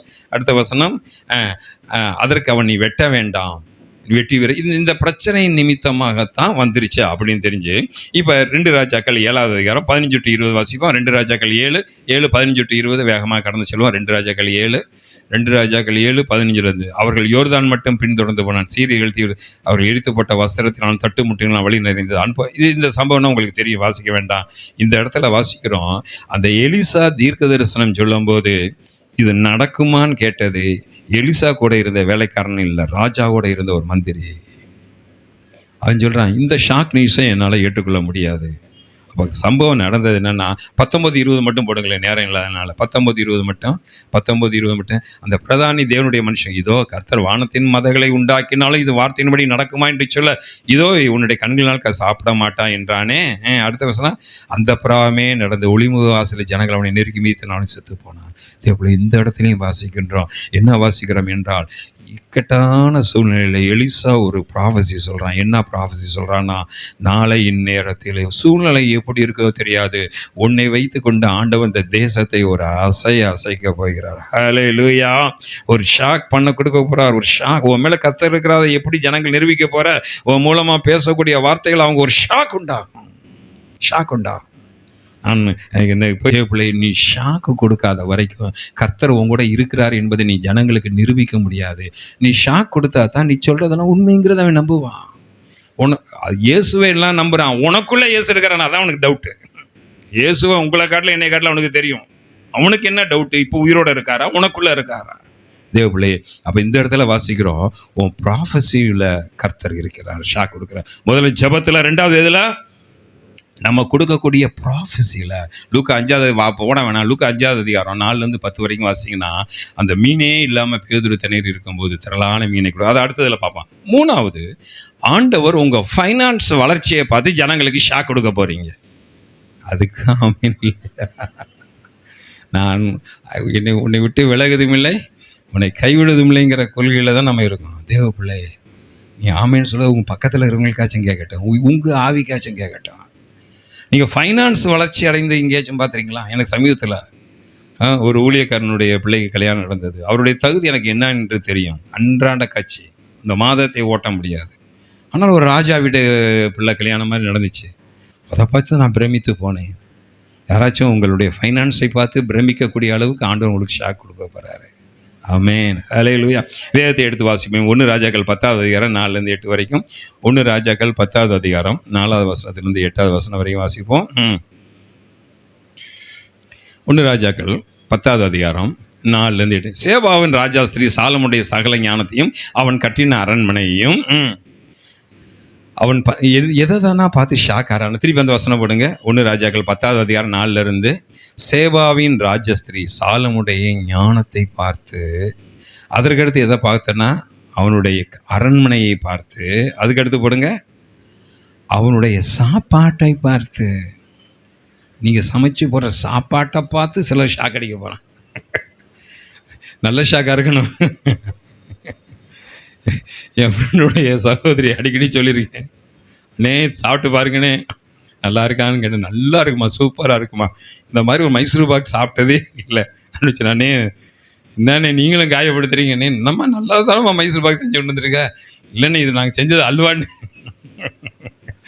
நான் செஞ்சு கொண்டு வந்து அல்வாண்ணே, கரண்டி வெளியே வரலண்ணே, உள்ளே மாட்டிக்கிடுச்சுண்ணே, அதனால உங்களுக்கு கொண்டு. சரியில்லைன்னு அல்வா இப்படி போன பிறகு என்கிட்ட கொண்டு வந்தியான்னு கேட்டேன். இல்லை அன்பில் தான் கொண்டு வந்தேன். தேவ பிள்ளை ஷாக். இதில் ஷாக்கு. என் மனைவியை பற்றி சொன்னார். என்ன எங்கள் அக்கா சொன்னாப்புல, மாட்டிக்கிட்ட வசமாக மாட்டிக்கிட்ட, என்ன மாட்டிக்கிட்ட, உன் வீட்டுக்கார அம்மாவுக்கு சமைக்கவே தெரியாது. என்னவா சமைக்கவே தெரியாதா? ஆமாம், வீட்டுக்கு போனேன், யார் சமைப்பாங்கன்னு கேட்டேன். ஒன்று அவங்க அம்மா சமைப்பாங்க, இல்லைன்னா அவங்க தங்கச்சி சமைப்பாங்க தான் சொன்னாங்க. போச்சு, ஜோலி முடிஞ்சிச்சு. அதில் 2 வீலரில் ஓட்டுவாங்க. நாங்கள் ஐயோ போச்சு, இனிமேல் நமக்கு சாப்பாடே இல்லை. நான் அப்படி தான் ஜோம் பண்ணியிருந்தேன். எனக்கு சமையலே தெரியாத ஒரு பெண்ணு தான் வரேன்னு ஜோம் பண்ணேன். அப்போ தான் ரொம்ப ஃபாஸ்டிங். அப்போ நான் பயங்கர வைராக்கியம். எங்களுக்குன்னா இருந்த வைராக்கியம் அவ்வளோ பெரிய வைராக்கியம். சமையலே தெரியாத ஒரு பெண் எங்களுக்கு வரணும். இப்போ வாலிபர்லாம் அப்படி ஜோம் பண்ண மாட்டீங்க. ஆண்டவர் மேலே அவ்வளோ பக்தி. ஆண்டவரே சாப்பிட்டா வாய்க்குள்ளே போகக்கூடாது, அப்படி ஒரு பெண்ணை கொடுங்க ஆண்டவரே, அப்போ தான் நான் ஆண்டவருக்கா வைராக்கியமாக சாப்பாட்டுக்கு. இப்படியெல்லாம் ஜோம் பண்ண கருத்தில் எனக்கு ஷாக் கொடுத்துட்டாரு. அப்படியா நினச்சிட்டு வந்தேன். சரி நம்ம ஜெபம் கேட்கப்பட்டதுன்னு நினச்சேன். கடைசியில் பார்த்தா நல்லா டேஸ்ட்டாக எங்கள் அம்மாட்டுக்கு ஈக்குவலாக அதுக்குமே சில பொருள் நல்லா செய்கிற. அப்போ ஷாக் கொடுக்குற ஆண்டவர் நம்முடைய ஆண்டவர். கரண்ட் ஷாக்காக நல்லா தான் இருக்குது. நல்லா கவனிங்க. ஷாக் குடிச்சா தான் சில வேலைகள் நடைபெறும். தேவ பிள்ளையே, அந்த அளவுக்கு ஒரு கூட்டத்துக்கு உங்களை அழைச்சிருக்காங்களா, ஒரு ஊருக்கு நீங்கள் போகிறீங்களா, சும்மா ஏசு நல்லவர், இந்தாங்க ஏசை பிடிச்சிங்க, அவர் சப்பானி நடக்க பண்ணுவார், இதெல்லாம் வண்டிக்கு ஆகாது. நீ கொடுக்குற உனக்கு ஏதாச்சும் ஒரு கிருபையை கொடுத்துருப்பார். ஒன்று ஆராதனையில் கிருபை கொடுத்துருப்பார், இல்லாட்டி வரங்களில் கொடுத்துருப்பார், இல்லாட்டி வெளிப்பாட்டில் கொடுத்துருப்பார், இல்லாட்டி உன் பிரசங்கமே தீர்க்கதரிசன பிரசங்கமாக இருக்கும். உன் பிரசங்கத்தில் சொல்கிற ஜோக்கு கூட ஆண்டவரை அது தொடரக்கூடிய அளவுக்கு இருக்கும். ஏதாச்சும் ஒரு ஷாக் கொடுத்தா தான் வேலை நடக்குது. இங்கே அவள் எதை பார்த்தனா, முதல்ல இங்கே அவள் அரண்மனையை பார்த்து மிரண்டா. சாலமன் கட்டின அரண்மனை. இவ சாதாரண நாள் இல்லைங்க. 10க்கு 10 வீட்டில் ஒரு சேரி பக்கத்தில் ஸ்லம்மில் வசித்தவள் இல்லை, சேபாவில் உள்ள ராணி. அவள் எத்தனை அரண்மனையை பார்த்துருப்பா. அவள் சொல்கிறா, என்ன சொல்கிறானா, உன் அரண்மனையை பார்த்து நான் ஷாக் ஆகிட்டேன். அடுத்து சொல்கிறா, உன் சாப்பாட்டை பார்த்து நான் ஷாக் ஆகிட்டேன். இதை பார்த்து அந்த போஜன பாத்தங்கள் இப்படியெல்லாம் வாடா சாப்பிடுவீங்க நீங்கள், நாங்கள் இப்படின்னா சாப்பிட்டது கிடையாது. உன் சாப்பாட்டை பார்த்து ஒரு ராணி. அடுத்து எதை பார்த்து ஆச்சரியப்படுறா, வீடு, வேலைக்காரனுக்கு கட்டின வீட்டை பார்த்து ஆச்சரியம். தேவ பிள்ளையோ, உனக்கு ஞானம் இருக்கோ இல்லையோ, உனக்கு வர்ற இன்ஜினியர் அப்படிப்பட்ட இன்ஜினியராக இருப்பார். ஹல்லேலூயா. சில நேரத்தில் பார்த்துருக்கேன், சில பாஸ்டர்ஸ்க்கு அந்த ஞானம் இருக்காது, ஆனால் அவருக்கு மாட்டின இன்ஜினியர் சூப்பராக இருப்பார். அவர் அழகாக சர்ச்சஸாக வீட்டை கட்டி கொடுப்பாரு. அதை பார்த்து அவள் ஷாக் ஆகிறா. நம்மளுடைய வாழ்க்கையை பார்த்து வாழ்க்கை பேசணும், வார்த்தையை காட்டலாம். வாழ்க்கையை பார்த்து எதை பேசணும். நம்ம வார்த்தையில் நல்லா பேசிட்டு என் வாழ்க்கையை பார்க்கும்போது பரிதாபமாக இருந்துச்சுன்னா, இவன் பிரசங்க நல்லா தான் இருக்குது, ஆனால் பரிமாற ஆள் சரியில்லை. யார் சரியில்லை? பரிமாற ஆள் சரியில்லைன்னு சொல்லிடக்கூடாது. தேவ பிள்ளையே, பரிமாற ஆள் எவ்வளோ அழகாக கேப் வச்சு கை க்ளோஸ் போட்டு இதை போட்டு சாப்பாடு நல்லா இருக்கோ இல்லையோ பருமாறாரு அழகாக இருக்காரு, உங்களை அப்படி ஆக்க போகிறார் கர்த்தர். ஹல்லேலூயா. உங்கள் பொருளாதாரத்தை குறித்து கவலைப்பட, உங்களுக்கு வச்சிருக்கிற மேன்மையான ஸ்தானத்தை நீங்கள் அறியலை. எல்லாம் ராஜா வீட்டு பிள்ளை மாதிரி தான் உங்களை கர்த்தர் நடத்துவா. ஏனென்றால் அவர் உங்களை அழைச்சிருக்கிறாரு, உங்கள் மேலே அபிஷேகத்தை வச்சிருக்கிறாரு. அதுக்கடுத்து எதை பார்த்து? சாப்பாடை பார்த்து. அதுக்கு அந்த வீட்டை, யாருடைய வீடு? தன்னுடைய வேலைக்காரனுக்கு கட்டின வீடு. இப்படின்னா வீடு கட்டியிருக்கிறாரு. அடுத்து எதை பார்த்து ஷாக்காராரு? ட்ரெஸ்ஸை பார்த்து ஷாக்காரா? நான் திருப்பி சொல்கிறேன், நான் சொல்கிற ஆள் ஷாக்கார ஆள் ராணி. யார்? ராணி. சாதாரண ஒரு எடுபடி கிடையாது, சாதாரண ஒரு குடிசையில் வாழ்கிறவ கிடையாது. அவள் அணியாத ட்ரெஸ்ஸா, அவள் போடாத ட்ரெஸ்ஸா, அதை கூட பார்த்து ஷாக் அடிக்கிறாரு. அதுக்கடுத்து அவர் ஒர்க்கர்ஸை பார்த்து ஷாக் அடிக்கிறாரு, பானபாத்திரக்காரரை. அதுக்கடுத்து அவன் நடமண்டபத்தை பார்த்து ஷாக் அடிக்கிறாரு. தேவப்பிள்ளையே, ரெண்டாவது ஆண்டவர் எதன் மூலமாய் உங்களை மற்றவங்களுக்கு ஷாக் கொடுக்க போகிறாருன்னா உங்கள் ஃபைனான்ஸ் மூலமாக ஷாக் கொடுக்க போகிறாரு. அப்போ ஆமென். இதுக்கு தான் கொஞ்சம் வேலை செஞ்சுருக்கு. ஜாக்கியை போட்டு ஒரு இஞ்சி தூக்கியாச்சு. ஹல்லேலூயா. உங்கள் ஃபைனான்ஸில் இது நடக்குமான்னு கேட்காதீங்க, இது நடக்கும். ஹல்லேலூயா. உன் புருஷனுடைய ஐஸ்வர்யத்தின்படி அல்ல, உன் மனைவியினுடைய ஐஸ்வர்யத்தின்படி அல்ல, உன் பிள்ளையின் ஐஸ்வர்யத்தின்படி அல்ல, தேவன் தம்முடைய ஐஸ்வர்யத்தின்படி உங்களை ஆசீர்வதிக்கிறாரு. உன் எஜமான் பணக்காரனாக இருந்தால் தான் உன் சம்பளத்தை கூட்ட முடியுது உலகத்தில். ஆனால் ஆண்டவர் சொல்ல, உன் எஜமான் சம்பளத்தின்படி இல்லை, என் எஜமான் சம்பளத்தை எப்படி கர்த்தர் உங்களை அரேஞ்ச் பண்ண போகிறாரு. ஹல்லேலூயா. உங்கள் இதை பார்த்து ஷாக்காக அடிக்க போகிறாங்கன்னா, இப்படி வந்தவளா? மெட்ராஸில் கிரேஸ் டவர்ஸ்னு ஒன்று இருக்குது. 4 நாளோட வந்தவர், நாகர்கோவிலேருந்து 25 பைசா அதோட வந்தார். இப்போ 6 பில்டிங்கில் ஒரு பில்டிங் சர்ச்சு கொடுத்துருக்காரு. சேத்துப்பட்டில் அந்த பாலம் இறங்குற நேரத்தில் கிரேஸ் டவர் இருக்கு. தேவப்பிள்ளைய அதை பார்த்து ஆச்சரியப்படுறாங்க அந்த ஊருக்காரங்க. 25 பைசாவில் வந்தானே, இந்த அளவுக்கு ஆண்டவர் 6 மாடியை தூக்கி வச்சுட்டார். தேவப்பிள்ளைய, ஆண்டவர் ஓம் மூலமாக மற்றவங்களுக்கு ஷாக் கொடுக்க போகிறார். ஹல்லேலூயா. நான் பேசுகிறது பார்த்து எங்கள் அம்மா ஆச்சரியப்படும். என்னடா நீயாட பேசுகிற, இப்படி உன் பேச்சை பார்த்து கூட ஷாக் பண்ணுவாங்க. ஹல்லேலூயா. நீ எப்படி அப்படி பிரசங்கம் பண்ணுற, உனக்கு எப்படா பிரசங்கம் பண்ண தெரியும்? ஷாக் கொடுக்கறதுக்கு தான் கர்த்தர். பேசுகிறது யாரு? பேசுறது யாரு? நீங்கள் அல்ல, உங்களுக்குள்ள இருக்கிற அவனுக்கு ஆவியானது தெரியாது. நம்ம பேசுகிற மாதிரி நினச்சிக்கிட்டு இருப்பான். தேவப்பிள்ளை, மூணாவதாக எதில் ஷாக் கொடுக்க போகிறோன்னா, மார்க் 5வது அதிகாரம் 35 to 42 வாசிப்போம். Mark 5 35 to 42. மார்க் 5 எடுத்துட்டிங்களா? மார்க்கு புஸ்தகம் சுவிசேஷகம் 5வது அதிகாரம் 35 வாசி. அவர் இப்படி பேசிக்கொண்டு இருக்க ஜெப ஆலயத்தலைவருடைய வீட்டிலேருந்து சிலர் வந்து, இப்போ பெரும்பாலுள்ள ஸ்திரீ அந்த ஜெப ஆலயத்தலைவனுடைய வீட்டுக்கு அந்த மக வியாதியாக இருக்கா, போகிறதுக்கு அவள் தான் தடை பண்ணுறா. பேச்சு கொடுத்து அவள் அப்படியே தடை பண்ணிடுறான். தடை பண்ணி முடிச்சோன்னே அவனால் ஒன்றும் செய்ய முடியல, அவரால் போக முடியல. அதுக்குள்ளே இறந்து போயாச்சு. இறந்து ஒன்று ஒரு நியூஸ் வருது. என்ன நியூஸ் வருது? உன் குமாரத்தையும் மறித்து போயிட்டா, இன்னி ஏன் அவரை போட்டு தொந்தரவு பண்ணாத, அவரை விட்டுட்டு வந்துரு. அவரை கூட்டு வர்றதில் ஒரு பிரயோஜனம் கிடையாது. ஏன் என்றால் அவங்க என்ன நினச்சிட்டாங்க, வியாதியை இயேசுநாதர் சுகமளிக்க முடியும், ஆனால் மரித்து போன சிறுவனை அவரால் சுகமளிக்க முடியாது என்று நம்பினதுனால அவரையும் வேஸ்ட் பண்ணாத, நீயும் வேஸ்ட் ஆகாத, நீ அடக்க ஆராதனைக்கு அடுத்த வேலையை பார்ப்போம் அப்படின்னு போகிறாங்க. அடுத்த வசனம் வாசிப்போம். அவர்கள் சொன்ன வார்த்தையை இயேசு கேட்ட உடனே ஜெபாலயத்தை நோக்கி, பயப்படாத, விசுவாசம் உள்ளவனாயிரு சொல்றாரு. நம்ம ஆண்டவர், நான் நினைக்கிறேன் வேணும்னே லேட் பண்ணியிருப்பார்னு நினைக்கிறேன். சில நேரத்தில் நம்ம ஆண்டவர் ஷாக் கொடுக்குறாண்டவர். என்ன கொடுக்குற ஆண்டவர் சசமாக நீங்களும் ஷாக் கொடுக்குறீங்க. பிறந்த நாள்னு சொல்லாமல் திடீர்னு கேட்க தூக்கிட்டு வந்துடுறீங்க. என் பிறந்த நாளுக்கு எனக்கு கேட்க தூக்கிட்டு வந்துடுறீங்க. ஷாக் கொடுக்குறதால ஒரு இன்பம். என்ன இன்பம்? அப்போ கொடுத்த உடனே இப்போ வாசிக்கணும், ஷாக் கொடுக்க போகிறாங்க. என்ன ஷாக் கொடுக்க போகிறான்னா, வேணும்னே இப்போ லாசர் உயிரோடு எழுப்பும்போதும் லேட் பண்ணுறாரு, இங்கேயும் லேட் பண்ணுறாரு. அப்போ ஜெபாலய தலைவனால ஒன்றும் பேச முடியல. என்னையா என் பிள்ளை செத்துக்கிட்டு இருக்கு, இங்கே இவர்கிட்ட போய் உட்காந்து பேசிக்கிட்டு இருக்கே, வேணும்னே தெரியும் எல்லாமே, கொஞ்சம் ஷாக் கொடுப்போமே. நீயும் ஷாக் கொடுக்கணும். ஹல்லேலூயா. ஓம் பலத்தில் இல்லை, தேவ பலத்தில் ஒரே ஒரு ஊழியம் ஒரு தடவை உனக்கு கொடுத்தாங்கன்னா, நீ கொடுக்குற ஷாக்கை சாகிற வரைக்கும் மறைக்கக்கூடாது. தூத்துக்குடியில் அருமையான சகோதரர் ஒருத்தர் இருக்கார். அவருக்கு ட்ரம்ஸ் வாசிப்பார். அவர் இன்றைக்கும் சொல்லுவார், பாஸ்டர் நீங்கள் தூத்துக்குடியில் ஒரு காலத்தில் வந்து இங்கே ஜோம் பண்ணிங்கன்னா இப்படி கையா செஞ்சிங்கன்னா அங்கே போய் விழுந்தேன். நம்ம சர்ச்சில் தான் அப்படி செய்ய முடியல, ஏன்னா நீங்கள் நானும் ரொம்ப பழகிட்டோம். அங்கே புதுசாக அவர் இப்படி தான் கையை நீட்டினீங்க, நாங்கள் அங்கே போய் விழுந்தேன் பாஸ்டர். அப்புறம் 1/2 மணி நேரம் கழிச்சா எந்திரிச்சேன். அவர் சொல்லி தான் தெரியுது, ஷாக்கு கொடுங்க. அந்த ஷாக்கு நல்ல ஷாக்காக இருக்கணும். அந்த ஷாக்கு அவனை தூக்குற ஷாக்காக இருக்கணும். பிசாசு ஷாக்கு கொடுத்து அழிச்சிட்டு இருக்கான். இன்னைக்கு என்ன போதும், பாகிஸ்தான்லேருந்து குண்டு போட போகிறானோ அந்த ஷாக் இந்த ஷாக்கு கிடையாது. என் தேவன் உனக்கு கொடுக்குற ஷாக்கு எப்படிப்பட்ட ஷாக் என்றால், உன்னை உன்னதமான இடத்துல கொண்டு வந்து வைக்க போகிறார். ஆமே.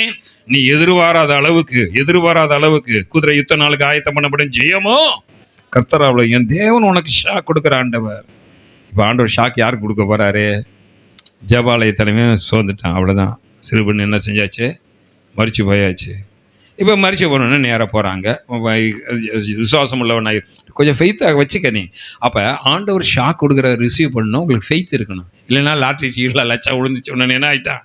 குப்புற விழுந்துட்டான். அந்த மாதிரி ஆகிடக்கூடாது. நீங்கள் ஃபெய்த்தை கூட்டுறதாங்க வேலை. ஆண்டவர் உங்களுக்கு ஆசீர்வாதத்தை கொடுத்துக்கிட்டே இருப்பாருங்க. உன் படகு நிறைய மீன் விழுவும். ஆமே. இந்த இடத்துல வாசிக்கிறோம். இப்போ எப்படி இருக்குன்னா, சிறுபெண் இங்கே வாசிக்கிறோம். கேட்டோன்னா கொஞ்சம் ஃபெய்த்தை மட்டும் வச்சிரு. என்னையா இவரு பிள்ளை செத்து போயாச்சு, இன்னும் வெய்த்த வச்சிருங்கிறீரு என்னன்னு சொல்லி போகிறாங்க. 2 பேர் நடந்து போகிறாங்க. வாசிப்போம். பேதுரு யாக்கோவின் சகோதரன் யோவானின் தவிர வேற யாரும் தம்மோடு வருகிறார். அப்போ 2 பேரை மட்டும் கூட்டு போகிறார். ஆண்டவர் கூட எப்பயுமே 2-3 பேரை மட்டும்தான் கூட்டு போகிறாரு. அடுத்த வசனம், ஜெபாலை தன்னுடைய வீட்டில் எல்லாம் உட்காந்து ஓன்னு ஒப்பாரி வச்சு அழுதுருக்கான். என்ன செஞ்சு அழுதுருக்கான்? ஒப்பாரி வச்சு அழுதுருக்கான். செத்து போயாச்சு. இயேசுநாதர் உள்ளே போகிறார். உள்ளே போனோடனே உள்ளே பிரவேசித்து, நீங்கள் சந்தடி பண்ணி அழுகிறது என்ன? பிள்ளை மறிக்கவில்லை, நித்திரையா இருக்கிறாள். இப்போதான் மேலே கீழே யாரை பார்க்குறாங்க? ஷாக் கொடுக்க போகிறதுக்கு முன்னுக்கும் உடனே மேலே இங்கேயும் பார்ப்பான். எங்கேயோ கீழ்ப்பாக்கத்துலேருந்து இந்த கேஸ் ஓடியாந்துருச்சு. ஹல்லேலூயா. கீழ்ப்பாக்கத்துலேருந்து இந்த கேஸ் வந்துருச்சு. என்னடாது, வீட்டுக்கு உருசா வந்தார். இப்போ என்ன சொல்கிறாரு? ஏன் அழுகிறீங்கன்னு அரிச்சு. ஏன் அழுகிறீங்கன்னு கேட்டாலும் அர்த்தம் இருக்குது. அதுக்கடுத்து என்ன சொல்கிறாரு? பிள்ளை தூங்கிடுறதுக்குன்னு சொல்கிறாரு. இவர் எங்கேயோ இருந்து யாரோ ஒரு வித்தியாசமான, உங்களும் என்னையும் பார்க்கும்போது ஒரு வித்தியாசமான மனுஷனை ஜனங்களை பார்க்கணும். ஹல்லேலூயா. வித்தியாசமான மனுஷனாக பார்க்கணும். தேவ பிள்ளையே, என்ன வித்தியாசமான மனுஷன் என்றால், யாரும் செய்யாத காரியத்தை நீங்கள் நான் செய்ய போகிறோம். ஹல்லேலூயா. யாரும் செய்யாத காரியத்தை கர்த்தர் உங்க மூலமாக செய்ய போகிறாரு. இந்த இடத்துல வாசிக்கிறேன், நித்திரையா இருக்கிறார் என்ற அடுத்த வசனம் வாசிங்க 42 வரைக்கும். அதற்கு அவரை பார்த்து நகைத்தார்கள். அதற்கு என்ன செஞ்சார்களாம்? அவரை பார்த்து நகைச்சிருக்கிறாங்க. தேவ பிள்ளை இப்போ எதை பார்த்து தெரியுமா ஷாக் ஆக போகிறாங்க? உன் மேலே இருக்கிற பவர் ஆஃப் காடை பார்த்து நடுங்க போகிறாங்க. எதை பார்த்து நடுங்க போகிறாங்க? நீ எதில் ஷாக் கொடுக்க போற? உன் மேலே இருக்கிற பவர் ஆஃப் காட், தேவ வல்லமை, அப்படிப்பட்ட வல்லமை கர்த்தர் வச்சிருக்கிறாரு. அந்த பவர் ஆஃப் காட் கண்மலையும் நொறுக்கக்கூடிய சம்மட்டியாகிய வார்த்தையை வச்சிருக்கிற உன் மேலே இருக்கிற அந்த பவர் ஆஃப் காட் இப்போ தான் பார்க்க போகிறாங்க. சூழ்நிலை வருது. நீங்கள் வேதத்தில் வாசிங்கன்னா ஒரு சம்பவத்தை சொல்லுறேன். இஸ்ரேல் ஜனங்கள் எகிப்திலிருந்து விடுதலை ஆனாங்க பார்த்தீங்களா? அங்கேருந்து கானான் ரொம்ப பக்கங்க. ஆனால் எங்கிட்ட ஆண்டவர் கூப்பிட்டு வர்றாருன்னா, செங்கடல் பக்கம் கூப்பிட்டு வர்றாரு. செங்கடலை கொண்டு வந்து செங்கடலில் ஊடுருவ விடுறாரு. ஏன்? என் வல்லமையை பார்த்து நீ ஷாக் ஆகணும். சரி, செங்கடலை முடித்த பிறகு நேராக ஈஸியாக கானானுக்குள்ளே போயிடலாம். யோர்தானே கடக்க தேவையில்லை. 12 வேவுகாரில் மோசை அனுப்புனார் பார்த்தீங்களா? அந்த மோசை 12 வேவுகாரில் அனுப்பும்போது அவங்க யோர்தான் வழியாக போகலை, நதியை பிளந்துட்டு போகலை. யோர்தான் கரை புரண்டு வருது. ஏன்னா அந்த செங்கடல் கலந்து இங்கே வந்த பிறகு ரொம்ப ஈஸியாக போயிடலாம் கானானுக்கு. அப்பையும் ஆண்டவர் என்ன தெரியுமா சொல்கிறாரு? யோசுவாவை பார்த்து, நீ ஷாக்கை கொடுக்காம இந்த ஜனங்களை உன்னைய மோசை மாதிரி ஏற்றுக்கிற மாட்டாங்க.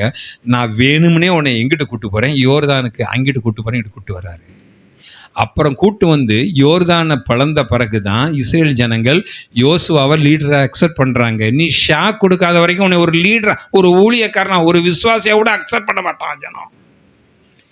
செங்கடலையை பிளந்தும் போக தேவையில்லை, யோர்தானை பிளந்தும் போக. அதனால தான் அந்த பார்வன் சொல்கிறான், முட்டாப்பாய்களை வழி தெரியாமல் காட்டில் திண்டாடிக்கிட்டு இருக்காங்கடா, இப்போ பிடிச்சிட்டு போகல. ஏன் தெரியுமா பிடிக்க போனான் பார்வனு? அவனுக்கு பாதை தெரியாமல் 30 லட்சம் ஜனமே கிழக்க போகிறத விட்டு. இப்போ நான் திருநெல்வேலிக்கு போகலான்னு சொல்லிட்டு நேராக எங்கே விடுறேன்? திருச்சிக்கு வண்டியை விட்டேன்னா நீங்கள் என்னைய பார்த்து என்ன சொல்லுவீங்க? என்னமோ கலண்டு போயிடுச்சு, தலையெழுத்து ஏதோ மண்டல் ஆகிட்டாங்க போல. திருநெல்வேலி இங்கிட்டு இருக்கு, நேராக ஆப்போசிட் திருச்சி. அப்படி தான் பண்ணாங்க. ஆண்டவர் கூப்பிட்டு போனார். எகிப்தில் இருந்து கானானுக்கு போனால் ஒரு 3 நாள் பிரயாணத்தில் போயிடலாம். அது 9 நாள் பிரயாணமாக மாற்றுறாரு. அப்படி மாற்றும் போது தான் செங்கடல் பிளக்க வேண்டிய அவசியமே இல்லை, செங்கடல் வழியாக போக வேண்டிய அவசியமே இல்லை. ஆனால் எப்படிப்பட்டவனும் உனக்கு நிரூபிக்கணும், அதுக்கு தான் செங்கடல் வழியாக கூப்பிட்டு வந்தார். அப்புறம் யோர்தானுக்கு போகிறதுக்கு 12 வேவுக்காரர்கள் யோர்தான் வழியாக போகலை, அவங்க இப்படி ஷார்ட்கட்லாம் போயிட்டு வந்தார். அந்த நம்ம என்ன நினைக்கிறோம்? வாழ்க்கையில் ஷார்ட்கட்டில் நம்ம பிரச்சனை முடிஞ்சிடணும். முடிஞ்சால் நம்ம ஆண்டவர் என்ன ஆண்டவர்? நல்ல ஆண்டவர். எதுவுமே சீக்கிரம் முடிஞ்சால் என்ன ஆண்டவர்? நம்ம ஜெபத்துக்கு லேட்டாக பதில் கொடுத்தாருன்னா, சுற்றுப்பாதையில் கூட்டு போனாருன்னா கெட்ட ஆண்டவர் இல்லை. தன் வல்லமையை காட்டுவதற்காக தேவன் செங்கடலையும் யோர்தானையும் பிளக்க பண்ணினார். கரங்களை தட்டி கருத்தரை மகிமைப்படுத்துமா? நான் எப்படிப்பட்ட தேவன் என்பதை நிரூபிக்கும்படியாக அக்கினிச்சூளையும் சிங்கக்கபிக்குள்ளையும் பிள்ளைகளை போட்டேன்.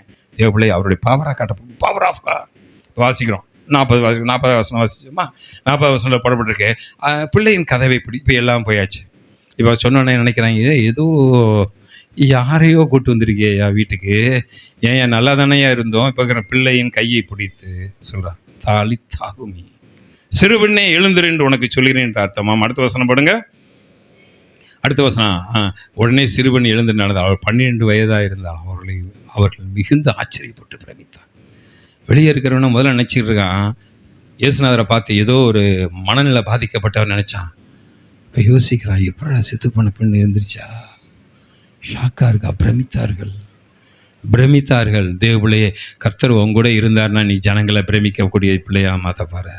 ஹல்லேலூயா. ஆண்டவர் உன் மூலமாக ஷாக் ஆகிறாங்க. என்ன இது, எப்படி நடந்துச்சு, பிள்ளை செத்து போச்சு, எப்படி உயிரோட வந்துச்சு, இது வரைக்கும் எந்த டாக்டரும் இப்படி செஞ்சது இல்லையே, இது வரைக்கும் நம்ம கேள்விப்பட்டது இல்லையே. உன் மேலே கர்த்தர் இருக்கிறேங்கிறத எப்படி நிரூபிக்க போகிறாருன்னா, நீ போகிற இடத்துல உன் மூலமாக ஆண்டவர் செய்யக்கூடிய கிரியை பார்த்து அவங்க நடுங்க போகிறாங்க. Power of God. அடுத்து லூக்கா 2வது அதிகாரம் 45 47 வரைக்கும். சீக்கிரமாக 5 நிமிஷத்தில் எல்லாத்தையும் வேகமாக முடிக்கணும். லூக்கா 2வது அதிகாரம் 45 to 47. லூக்கா 2வது அதிகாரம் 45 to 47. காணாதனால் அவரை தேடிக்கொண்டு எருசலேமுக்கு திரும்பி போனார்கள். அடுத்த வசனம், 3 நாளைக்கு பிறகு போதகர்கள் உட்கார்ந்து அவள் பேசுகிறதை கேட்க வினவும் கண்டார்கள். அடுத்த வசனம், அவர் பேச கேட்ட யாவருடைய புத்தியும் அவர் சொன்ன மாறுத்தங்களை, அப்பா நீ பேசுகிற பேச்சை பார்த்து ஜனங்கள் மிரளணும். யாரை பார்த்து மிரளணும்? எது ஷாக் ஆகணும்? நீ உன் பேச்சு, நம்ம பேச்சு முக்கியம். எதையோ கட்டிட்டு கிடக்கிற பேச்சில் கொட்டுறோம். அதில் என்ன போட்டிருக்கு, இயேசுநாதரை தேடிட்டு அந்த அப்பா அம்மாவும் வராங்க. அவர் எங்கே உட்காந்துருக்காரு? தேவாலயத்தில். யார் மத்தியில் உட்காந்துருக்காரோ? பெரிய பெரிய ரபிகள் மத்தியில் உட்காந்துருக்கார். இந்த ரபிகள்லாம் வேதத்தில் தேர்னவர்கள். 10 நிமிஷத்தில் தெரிஞ்சிடும் நீங்கள் நான். அதனால தான் பேசாதிருந்தால் மூடனும் ஞானவான் என்று எண்ணப்படுவான் இருக்காரு. பேச ஆரம்பித்தா தெரியும். அச்சோ, நான் சமீபத்தில் ஒரு ஊழியக்காரர் வீட்டுக்கு போயிருந்தேன். அவர் பெரிய தலைவர்னு நினச்சி போனோம். அவர்கிட்ட பேச பேச பேச தெரிஞ்சோ தெரியாமல் இங்கே வந்து மாட்டிக்கிட்டோமே, எப்படா தப்பிக்கிறதுன்னு சொல்லி கடைசியில் ஜெபம் பண்ணிட்டு வந்தேன். எப்படி உன் பேச்சு ஒன்று யார் என்று காட்டி கொடுத்து விடும். பேதுரு பார்த்து சொல்கிறான், அவன் பேச்சு காட்டி கொடுக்கிறதே அவன் இயேசுவோடு இருந்தான் என்று. நீ ரட்சிக்கப்பட்டது, நீ விசுவாசத்தில் வளர்ந்து வர்றது, நீ கர்த்தருக்குள்ள பலமாக இருக்கிறத உன் பேச்சை கண்டு அவங்க மிரளணும். எதை கண்டு மிரள? பேச்சை கண்டு மிரள. சேவான் மரிக்கும் போது அவனுடைய முகத்தையும் அவன் பேச்சையும் கண்டு ஜனங்கள் பயந்தார்கள் போட்டிருக்கு. இந்த இடத்துல வாசிக்கிறோம், லூக்காவில் வாசிக்கிறோம். லூக்கா போட்டாச்சில் 2வது அதிகாரம் 45 அவர் பேச கேட்ட யாவரும். இப்போ இயேசுநாதர் சின்ன பிள்ளைய தான், 12 வயசு தான். அங்கே ரபிகள்லாம் பெரிய பெரிய ரபிகள் உட்காந்துருக்கான். அவங்கன்னா கேள்வி கேட்குறாங்க. கேள்வி கேட்கும் போது இவன் சொல்கிற பதிலை பார்த்தா அந்த வயசுக்கு அவர் பதிலுக்கு வித்தியாசமாக இருக்குது. எதை பார்க்குறாங்கன்னா, இப்போ அப்பாவும் அம்மாவும் வராங்க, இவர் பேசிகிட்டு இருக்காரு, பல ரபிகள் சூழ்ந்துருக்காங்க, அவங்க பல கொஸ்டின்ஸை கேட்குறாங்க. சின்ன பிள்ளையா இருக்க இயேசுநாதர், 12 வயசு இருக்கு, இயேசுநாதர் பதிலை சொல்கிறாரு. இதான் அவர் பேச கேட்ட யாவரும் அவருடைய புத்தியையும் அவர் சொன்ன பதிலையும் குறித்து மிரண்டார்கள் போட்டிருக்கு. தேவ பிள்ளைய, அந்த ஞானத்தை கர்த்தர் நமக்கு தரப்போகிறாரு. முதல்ல உன் ஜெபத்தில் கொடுக்க போகிறாரு. 2வது உன் ப்ராஃபஸி, இந்த ப்ராஃபஸியை குறித்து நாங்கள் பார்க்குறோம். 3வதாக உன்னுடைய பொருளாதாரத்தை கண்டு, உன் பொருளாதாரத்தை கண்டு திடீர்னு ஆண்டவர் ஷாக் கொடுவோம். நாங்கள் சோவிஸ்டர் வீட்டு பிறந்தநாளுக்கு போனோம். திடீர்னு வெளியே வந்து பார்த்தா ஒரு புதுசாக நல்ல ஒரு வண்டி பார்க்க அழகாக இருந்தது. பிரமித்தார்கள். ஆண்டவர் உங்களை எங்கே பண்ண போகிறாரு? பிரமித்தார்கள். திடீர்னு உங்களுக்கு ஆசீர்வாதம் வரும். எங்கேருந்து வந்தது, எப்படி வந்தது? இந்த மிக்சரை பார்த்து நான் இன்றைக்கி ஆச்சரியப்படுவேன். மிக்சர்னால் எனக்கு என்னன்னே தெரியாது. மிக்சர்னால் கடையில் இருக்க மிக்சர் தான் தெரியும். கடையில் இருக்க மிக்சர் பூந்தி தான் தெரியும். இந்த மிக்சர் ஒன்று இருக்குன்னே பிஎஸ்க்கு தெரியாது. இதுலேயே வண்டி ஓட்டிட்டு வந்தேன். எனக்கே தெரியாது எப்படி உள்ளே வந்துச்சு. இதுக்கு ஜெபமும் பண்ணலை, இதை குறித்து அறிவும் கிடையாது, ஆனால் உள்ளே விழுந்துருச்சு. பிரமித்தார்கள். நானே சில காரியத்தை பார்த்து நான் பயந்துட்டு இருப்பேன். இது நமக்கு தகுதி இல்லாத ஒன்று தகுதி ஆயிடுச்சு. உன் குடும்பத்துக்கு தகுதியே இருக்காது, ஆனால் தகுதியான ஒரு சூப்பரான ஒன்று அமைய பண்ணுவார் கர்த்தர். உன் அறிவுக்கு இந்த வேலை டேலண்ட் பத்தாது, ஆனால் அதை காட்டிலும் பெரிய டேலண்ட் உள்ள வேலையை கர்த்தர் தருவார். ஹல்லேலூயா. ஏனென்றால் ஆண்டவர் நம்ம என்ன பண்ணுறாருன்னா சர்ப்ரைஸ் பண்ணுற ஆண்டவர். நம்மளை எப்படிப்பட்ட ஆண்டவர்? எப்படி பண்ணுற ஆண்டவர்? உங்கள் வீட்டுக்கு திடீர்னு 10 பவுனுக்கு ஜாயாளுக்கு திடீர்னு ஒரு சர்ப்ரைஸ். அது அழிந்து வர ஒரு சில்லி மேட்ரு. என் ஆண்டவர் சர்ப்ரைஸ் வித்தியாசமாக இருக்கும். கடலை பிளக்கிறது, யோர்தானை பிளக்கிறது, சில்லி மேட்ருக்கெல்லாம் பெரிய பெரிய மேட்ருக்கு. தேவப்பிள்ளையை அப்படிப்பட்ட ஆண்டவர் வச்சுருக்கோம். சரி, இப்போ இதெல்லாம் வேண்டும் என்றால் என்ன செய்ய வேண்டும்? ஒரு 3 காரியத்தை ஒரு 5 நிமிஷத்தில் பார்க்க போகிறோம். முதலாவது, நீங்கள் பரிசுத்த ஆவியுடைய நிறைவுக்குள்ளே இருக்க வேண்டும். ஆண்டவர் சர்ப்ரைஸ் பண்ண என்ன செய்ய வேண்டும்? அப்போஸ்தலர் 6வது அதிகாரம் 3வது வசனம், அப்போஸ்தலர் 10:38 வாசிப்போம். அப்போஸ்தலர் 6:3. ஒரு 3 காரியத்தை பார்த்து நாம் ஜெபித்து முடிக்க போகிறோம். அப்போஸ்தலர் 6வது அதிகாரம் 3வது வசனம். சகோதரரே, பரிசுத்த ஆவி. இப்போ சபையில் பிரச்சனை வந்துருச்சு. விதவையில் கிரேக்க விதவை, யூத விதவைகள், இதை குறித்து நான் டிஸ்கஸ் வந்தோடனே இப்போ அவங்க சொல்கிறாங்க, நான் அங்கே ஊழியம் பண்ணியிருக்கோம், ஜெபம் பண்ணுறோம், போதிக்கிறோம், ஒரு 7 பேரை தெரிந்து கொள்ளணும். அந்த 7 பேர் யார் என்றால் பரிசுத்த ஆவி ஞானம் நிறைந்து நற்சாட்சியை பெற்றிருக்கிற 7 பேரை உங்களுக்கு அவர்கள் இந்த வேலைக்காக நம்ம என்ன செய்வோம்? ஏற்படுத்துவோம். முதலாவதாக தேவ பிள்ளை, ஆண்டவர் உனக்கு ஷாக் கொடுக்கணும், நீ மற்றவங்களுக்கு ஷாக் கொடுக்கணும்னா ஆவியின் நிறைவு நமக்கு காணப்பட வேண்டும். ஆவியானவர் பெறுதலை பற்றி நான் பேசலை, ஸ்பிரிட்டில் நிறைஞ்சிருக்கணும். என்னவா இருக்கணும்? டேம் நிறைஞ்சிருந்தா தான் தண்ணியை வெளியே விடும். தேவ பிள்ளையே, நீ டேமாக இருக்கிற, இன்னைக்கு ரட்சிக்கு விட்டு எனக்கு டேமாக மாறிட்ட. நீங்களும் ஷாக்கு கொடுக்கணும். ஆண்டவர் உங்களுக்கு ஷாக் கொடுப்பார், நீங்கள் மற்றவங்களுக்கு ஷாக் கொடுக்கணும். ஹல்லேலூயா. நம்ம கொடுக்குற ஷாக் நல்ல ஷாக். பிசாசு கொடுக்கறத அழிச்சிருவான் குடும்பத்தை. அவன் கொடுக்குற ஷாக் பயங்கரமாக இருக்கும். நியூஸ் பேப்பர் எடுத்து பார்த்தா சில ஷாக்கெல்லாம் தாங்க முடியாது.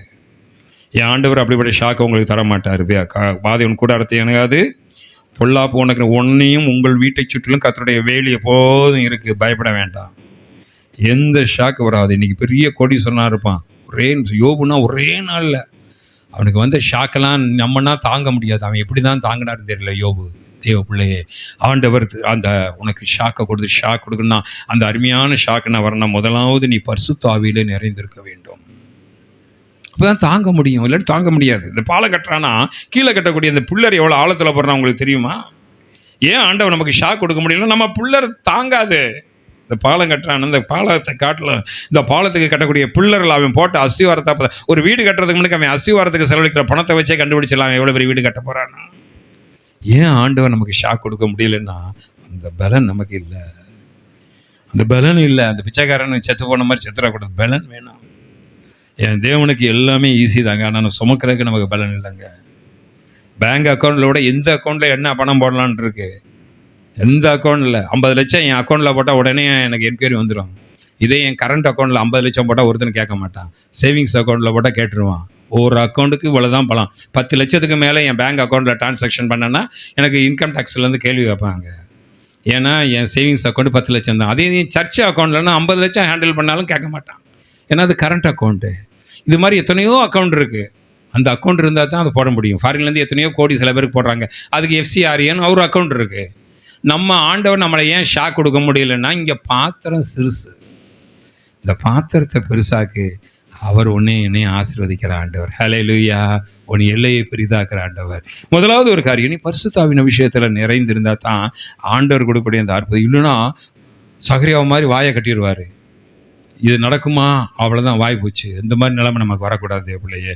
இப்போ அப்போஸ்தலர் 10:38 போட்டிருக்கு, வாசிப்போம். அப்போஸ்தலர் 10:38, இயேசு கிறிஸ்துவை பரிசுத்த ஆவியினாலும். சகோதரே, பரிசுத்த அப்போஸ்தலர் 10:38, நசனாய இயேசுவை தேவன் பரிசுத்த ஆவியின் வல்லமையினால் அபிஷேகம் பண்ணினார். அவர் மேலே அந்த அபிஷேகம் இருந்ததுனால தாங்க. தேவபிள்ளை, உன்னை கனம் பண்ண வேண்டும் என்று ஜனங்கள் நீ விரும்பினா நீ செய்ய வேண்டிய ஒரே காரியம், அவர்னால நிரம்பி இருக்கணும். அவர்னால நிரம்பி இருங்க. ஒரு ஊழியக்காரி சொல்கிறார், பரிசுத்த ஆவியில் நிரம்பிட்டு நீ ஸ்டேஜில் வந்து என்ன உளறனாலும் ஜனங்களுக்கு பிளஸ்ஸிங்காக இருக்குங்கிறார். இப்படி சொல்கிறார் பார்த்தீங்களா? அதுக்காக செய்தி எடுக்காமல் வரக்கூடாதுன்னு இல்லை, நீ என்ன பேசினாலும் அவங்களுக்கு ஆசீர்வாதமாக இருக்குங்கிறாரு. பரிசுத்த ஆவியினுடைய நிறைவில் வீட்டில் 2 பேர் கான்வர்சேஷன் பேசுகிறீங்களா, அதில் கூட ஆண்டவருடைய வார்த்தை வெளிப்படுமா? தேவ பிள்ளையே, நான் சமயத்தில் ஒரு ஊழியத்துக்கு போகும்போது எனக்கு முன்னுக்கு ஒரு பெரிய வல்லமையான ஊழியக்காரர், உங்களுக்கு தெரிஞ்ச ஊழியக்காரர் தான் உட்காந்துருந்தார். நானும் அந்த வண்டி ஷீட்டில் அந்த டிரைவிங் பண்ணுற விசுவாசி, அவர் 2 பேரும் டிஸ்கஸ் பண்ணிகிட்டே வரோம். நான் என்ன பாயிண்ட் அடிக்கிறேன்னா, அதான் அந்த கன்வென்ஷனில் அவர் பிரசங்கம் பண்ணியிருக்கேன் நினச்சி நான் இவர்கிட்ட பேசும்போது அவர் கேட்டுக்கிட்டு இருக்காரு எல்லாமே. தேவப்பிள்ளை, நீ பேசுகிற வார்த்தையில் சாரம் இருக்கும், அது ஜனங்கள் கவனிப்பாங்க. அப்போ ஆவியானவர் உங்களோடு இருக்க வேண்டும். 2வது ஒரு காரியம் என்ன இருக்க வேண்டும் என்றால், 1 கொரிந்தியர் 14:1 நம்ம வாசிக்க போகிறோம். 1 கொரிந்தியர் 14 24 25 போடுங்க. 1 கொரிந்தியர் 14 24 25. 1 கொரிந்தியர் 14 24. 1 கொரிந்தியர் 14 24 நிற்கட்டும். 1 கொரிந்தியர் 14:1 என்ன போட்டுருக்குன்னா, வரங்களை விரும்புங்கள். எதை விரும்பணுமா? ஷாக் கொடுக்கணும்னா என்ன வேணுங்கிறாரு ஆண்டவர்? என்ன கேட்குறாரு ஆண்டவர்? நீங்கள் கல்யாண வீட்டுக்கு போகிறீங்க, கல்யாண வீட்டில் 2 பந்தி இருக்கும். ஒன்று என்ன பந்தி, இன்னொன்று என்ன பந்தி? நீங்கள் எந்த பந்திக்கு போடுவீங்க? சிலர் நான்வெஜ்ஜு, சிலர் வெஜிடேரியன். கல்யாண வீட்டுக்காரன்னு சொல்லி போகிறீங்களா, நீங்களே போகிறீங்களா? நான் சிஸ்டர் கல்யாணத்துக்கு போனோம். நான்வெஜ்ஜில் ரொம்ப கூட்டமாக இருந்துச்சு. ஐயோ கூட்டமாக இருக்குது, அப்போ வெஜிடேரியன் போய் சாப்பிட்றலான்னு போய் பார்த்தா நான்வெஜ்ஜாக காட்டிலும் வெஜ்ஜு தான் நல்லா இருக்குது. இத்தனை நாள் இந்த ரகசியம் தெரியாமல் நம்ம நான்வெஜ்ஜே நினச்சிக்கிட்டு இருந்தோமேன்னு. தேவ பிள்ளையே, கல்யாண மாப்பிள்ளை பார்த்து உங்களை பார்த்து நீங்கள் நான்வெஜ்ஜுக்கு போங்க, நீங்கள் வெஜ்ஜுக்கு போங்கன்னு சொல்கிறாரு. நான் படைச்சிட்டேன், உனக்கு எது வேணுமோ எடுத்துக்க. வெஜ்ஜு வேணுன்னா வெஜ்ஜுக்கு போய்க்க, நான்வெஜ்ஜு வேணுன்னா நான்வெஜ்ஜுக்கு. ஓன் விருப்பம். அப்படி தான் ஆண்டவர் சொல்லிட்டார். எம்டி செக்காக கொடுத்துட்டேன். ஓன் விருப்பம். ஓன் விருப்பம் என்னவா இருக்குது? 10 0 போட்டு 1 போடுறது தான் நம்ம விருப்பமாக இருக்குது. ஹல்லேலூயா. ஓ விருப்பத்தை மாற்று. இந்த வரம் எனக்கு கிடைக்காதுன்னு சொல்லாத, வரத்தை விரும்பு. நீ ஏன் உனக்கு நான் வரத்தை தரமாட்டேன்? அதான் சொல்லி இருக்கிறதே, ஆவியானவர் தமது சித்தத்தின்படி அவனுக்கு பகிர்ந்து கொடுப்பாருன்னு இருக்கேன். நமக்கு அதான் கண்ணுக்கு தெரியுமே விட இந்த வசனம் கண்ணுக்கு தெரியாது. எந்த வசனம் கண்ணுக்கு தெரியாது? எந்த வசனம் கண்ணுக்கு தெரியாது? விரும்புங்கள்ங்கிற வசனம் கண்ணுக்கு தெரியாது. ஒன்று தெரியும், ஆவியானவர் அவனுடைய தெய்வ சித்தத்தின்படி அவருடைய விருப்பத்தின்படி நமக்கு வரத்தை பகிர்ந்து கொடுக்கிறார். ஆண்டவர் சொல்றார், பகிர்ந்து கொடுக்குறவனுக்கு நீ விரும்பினா பகிர்ந்து கொடுக்குறேன். ஐயா, வெஜிடேரியன் சப்ளை பண்ணுறவன் நீ விரும்பி இலையில உட்காந்த பிறகு தான் அவன் சப்ளை பண்ணுறான். ஆனால் நீ தான் போய் இங்கே உட்காரணும். உன் விருப்பத்துக்கு அப்புறம் தான் அவன் சப்ளை பண்ணுவான். தேவ பிள்ளையை, வரங்களை விரும்புங்கள். நீ 1 கொரிந்தியர் 14 24 25 நம்ம வாசிக்கிறோம். 24 அன்பை 1 கொரிந்தியர் 14 24 25 எல்லாரும் தீர்க்க தரிசனம் சொல்லுகையில் ஒரு அவிசுவாசி ஒருவன் உன் ஜெப கூட்டத்தில் வந்து உட்காடுறான். அவனுக்கு ஏன் தெரியாது, பியும் தெரியாது. ஆனால் உட்கார்ந்த உடனே அடுத்த வசனம், உன் இருதயத்தின் அந்தரங்கத்தை வெளிப்படுத்துற. நீ அவன் இருதயத்துக்குள்ள என்ன இருக்குன்னு அவனு யாருக்கும் தெரியாது. ஜெபம் போட்டு முழங்கால் போடுறீங்க, போட்ட உடனே அவன் இருதயத்தில் என்னென்ன பிரச்சனை இருக்கோ அதெல்லாம் கர்த்தர் உனக்கு வெளிப்படுத்துகிறாரு. வெளிப்படுத்தணுன்னு அதை எல்லாத்தையும் நீ வெளிப்படுத்துகிற. அவன் இருதயத்தின் அந்தரங்கம் வெளியான உடனே அவன் என்ன செய்கிறான்னா, ஷாக் அடித்தா என்ன ஆகும்? ஷாக் அடித்தா என்ன ஆகும்? வகுப்புற விழுந்து இப்போ தேவனை பணிந்து கொண்டு தேவன் மெய்யாய் உங்களுக்குள் இருக்கிறார் என்று அறிக்கையிடுவான். தேவ பிள்ளையே, 2வது டேனியலையும் யோசேப்பையும் பார்த்து ரட்சிக்கப்படாத ராஜா சொன்னான் ஜோசேப்பை பார்த்து, ஜோசப், நீ என்னை மரளா பண்ணிட்ட. உன் பேக்ரவுண்டை பார்த்தா நான் உனக்கு இந்த போஸ்ட்டு தர முடியாது. உன் பேக்ரவுண்டு, நீ ஒரு அடிமை, நீ ஒரு புறஜாதியா, நீ ஒரு யூதன், நீ ஒரு சிறை கைதி. ஆனாலும் நான் உன்னை பார்த்து மரள்றேன். யோசேப்பே, நீ எனக்கு வெளிப்பாடு சொன்ன பாரு. அது மட்டும் இல்லை, அதுக்கடுத்து அந்த வெளிப்பாட்டுக்கு எப்படி சமாளிக்கணும் ஒரு வழியை சொன்ன பார்த்தியா? இந்த வெளிப்பாட்டுக்காகத்தான் நான் காத்திருந்தேன். நீ என் சீட்டில் நீ உட்காந்துக்க, நான் வேறு சீட்டை எந்திரிச்சு போகிறேன். தேவ பிள்ளையே, ஏன் நம்ம ஒரு ராஜாவே யோசேப்பை ஷாக் அடிக்க வச்சார். டேனியலை குறித்து வாசிக்கிறோம், அவரும் அப்படி தான். மேனே தெக்கேல் உப்பார்சி என்னன்னு தெரியல, ஷாக் கொடுக்குறாரு. என் தேவன் 2வது, நீங்கள் மற்றவர்களுக்கு ஷாக் கொடுக்க வேண்டும் என்றால் ஆவிக்குரிய வரங்களை விரும்புங்க. 8 நம்ம சபை ஆராதிக்கிறதுக்கு அற்புதங்கள் நடக்கிற சபையை நான் விசுவாசிக்கிறேன், விரும்புகிறேன். ஃபஸ்ட்டு நீ விரும்புனீங்களே, நடந்துருச்சா?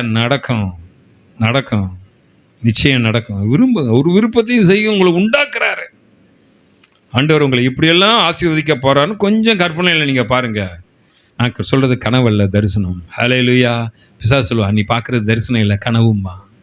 பேதுருவை பார்த்து சொல்லுவான், நீ நடக்கிறதெல்லாம் கனவு இல்லை, அவன் தரிசனமாக்குவார் கர்த்தர்.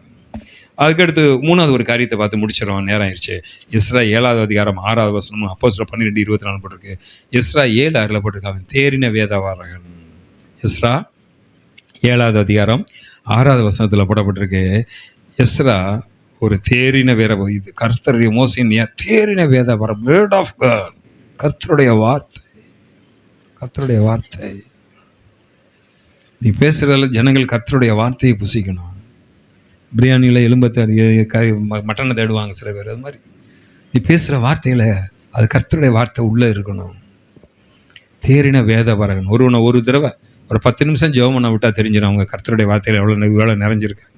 10 நிமிஷம் 5 நிமிஷம் போதும், அவங்கள ஜெபம் பண்ண விட்டால் கர்த்தருடைய வார்த்தை உள்ளே எவ்வளோ இருக்குன்னு கண்டுபிடிச்சிடலாம். நீ தேறின வேதவாரகன். அப்போஸ்தலர் 12:24 போட்டிருக்கு, வசனம் வளர்ந்து பெருகிற்று. தேவ பிள்ளை, இந்த 3 காரியங்கள், 1 ஆவியானவர் நிறைவு, 2வது வரங்கள், 3வது வேர்ட் ஆஃப் காட், 3ம் இருக்கும் என்றால் தேவனுடைய பிள்ளையை ஆண்டவர் என்னை என்ன செய்வார்? திடீர்னு ஒரு அழைப்பு உனக்கு வரும். திடீர்னு அந்த அழைப்பு எங்கேருந்து வரும் உனக்கு தெரியாது, ஆனால் கர்த்தருக்கு தெரியும். யாருக்கு தெரியும்? கர்த்தருக்கு தெரியும். உங்களை கர்த்தர் எப்படி ஷாக் கொடுக்க போகிறான்னு உங்களுக்கு தெரியாது. ஆண்டவர் உங்களுக்கு தேவையான ஆசீர்வாதத்தை நான் வச்சுருக்கேன், உங்கள் கண்ணுக்கு தெரியல. இன்றைக்கி உங்களுக்கு புலம்பல், நேற்று சொன்ன மாதிரி நம்ம டார்ச்சராக தான் இருக்கோம். அதை பார்த்து இதை பார்த்தோன்னா புலம்பிருப்போம். சவுலெல்லாம் பார்க்கும்போது அவர் ரவுடியாக தான் தெரிஞ்சார். ஸ்தேவானை வர வைத்த மாதிரி ஆண்டவர் சவுலை வர வைக்கும் போது நான் அடிக்கே சொல்லுவேன், நினச்சி பார்ப்பேன். ஸ்தேவானை பார்த்து இயேசு சொல்லியிருப்பார், இவர் ஒரு பெரிய அப்போஸ்தலன் வருகின்றான், அவனை வரவேற்கிறக்காக எல்லாம் நாங்கள் எழுந்து போகிறோம், நீயும் வா ஸ்தேவான். ஸ்தேவான் வந்து நிற்பார். யார் என்று பார்த்தா தன்னை கல்லெறிஞ்ச சவுல் ஆண்டவர் வர, இவனையா இவனை ஆண்டவரே? ஆமாம், இவன் தானே என்னை கொன்னா? இல்லை, பெரிய அப்போஸ்தலன். ஷாக் கொடுக்க போகிறார் கர்த்தர் தேவன். இப்படி ஹல்லேலூயா. உன் பிள்ளைகளை குறித்தும், உன் புருஷனை குறித்தும், உன் மனைவியை குறித்தும், உன் பொருளாதாரத்தை குறித்தும், உன் பேச்சை குறித்தும், உன் சரீர சுகத்தை குறித்தும், எதை குறித்தும்? சரீர சுகத்தை குறித்து கர்த்தருடைய நாமத்துக்கு மகிமை சொல்கிறேன். என்னை பார்த்த ஒருத்தர் சொன்னார், 20 வயசு என்னை குறைச்சி பேசினார். நான் சொன்னேன், கர்த்தருக்கு மகிமை உண்டாகட்டும், தேவ பிள்ளையே, கர்த்தர் உங்களை ஆக்குவார், ஷாக் ஆக்குவீங்க. என்னை காட்டிலும் ஒருத்தர் 75 வயசு இருக்கார். அவர் பார்த்தீங்கன்னா என்னை காட்டிலும் 10 மடங்கு தூக்குறாரு. நான் கிட்ட 75 வயசில் இப்படி தூக்குறாரு, என்னை ஷாக் ஆகிறாரு, என்னைய ஷாக் காட்டுறாரு. ஆண்டவர் இந்த வயசில் என்னை இப்படி வச்சிருப்பீரா ஆண்டவரேன்னு கேட்டேன். தேவ பிள்ளை, ஆண்டவர் உன்னை அதிசயங்களை காண பண்ண போகிறார். ஹல்லேலூயா. நீங்கள் மற்றவங்களுக்கு நீங்கள் மட்டும் ஷாக் வாங்கிட்டு இருக்கக்கூடாது. யாருக்கு ஷாக் கொடுக்கணும்? யாருக்கு கொடுக்கணும்? அடுத்தவங்களுக்கு கொடுக்கணும். திடீர்னு ஒருத்தவங்களை பார்த்து, உன் கல்யாணத்துக்கு 10 லட்சம் போய் செஞ்சுருக்கேன் அப்படின்னா என்ன ஆயிடுவான்? தடுமாறிடுவான், கொஞ்சம் நீ ஆண்டுருவான். அதனால் ஏதாச்சும் ஒரு விதத்தில் தேவ பிள்ளைகளுக்கு நீங்கள் நல்ல ஷாக்கை கொடுக்குங்க. அந்த ஷாக் கொடுத்த வேகத்தில் அவனை ஓட வச்சிடலாம். என்ன செஞ்சிடலாம்? ஹார்ட் அட்டாக் கூட இந்த ஃபஸ்ட்டு அந்த பம்ப் பண்ணி என்ன செய்கிறாங்க? ஷாக் கொடுக்குறாங்க. கொடுத்த உடனே என்ன ஆகுது? பம்ப்பு மறித்து போகிற ஸ்டேஜில் உள்ளவனோட டாக்டர் என்ன செய்கிறாங்க? ஃபஸ்ட் எய்ட் பண்ணி தூக்குறாங்க. அந்த நேரத்தில் தடவுற நேரம் கிடையாது, ஷாக் கொடுக்குற நேரம்.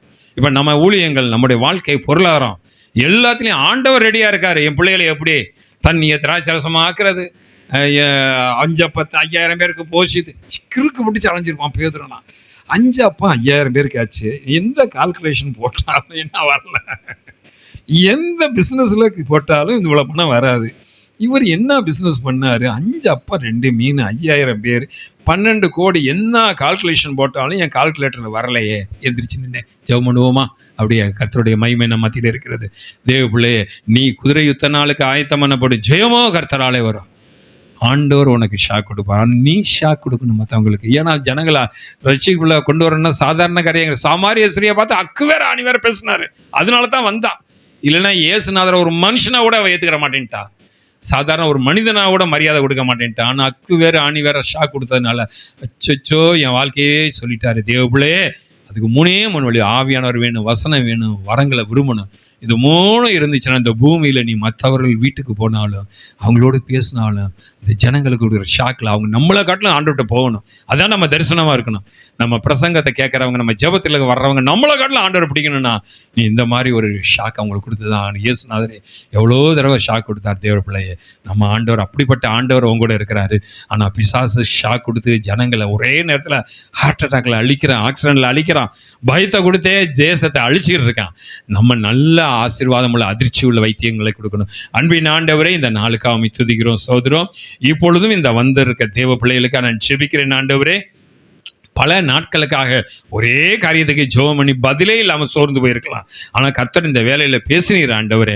நாட்கள் அதிகமாகிறதுனால நீ சோர்ந்து போகாத. உன்னை நான் பிளஸ் பண்ணும் போது எவன் உன்னை கேவலமாக பேசுறானோ அவன் உன்னை பார்த்து அதிர்ச்சி அடைய போகிறான். அப்படி நான் உன்னை பிளஸ் பண்ண போகிறேன்னு சொல்கிறேன். நன்றி. அந்த நாளுக்காக துதிக்கிறோம். எங்களை ஆளுகை செய்ய வந்திருக்கிற எல்லாருமேலும் கர்த்தருடைய கரம் இருக்கணும். இவங்க தேசத்துக்கு ஆசீர்வதிக்கப்பட்டவர்களாக, ராஜாக்களுக்கு ஆசீர்வதிக்கப்பட்டவர்களாக, அவங்க ஆஃபீஸர்களுக்கு ஆசீர்வதிக்கப்பட்டவர்களாக மாற்றுங்க.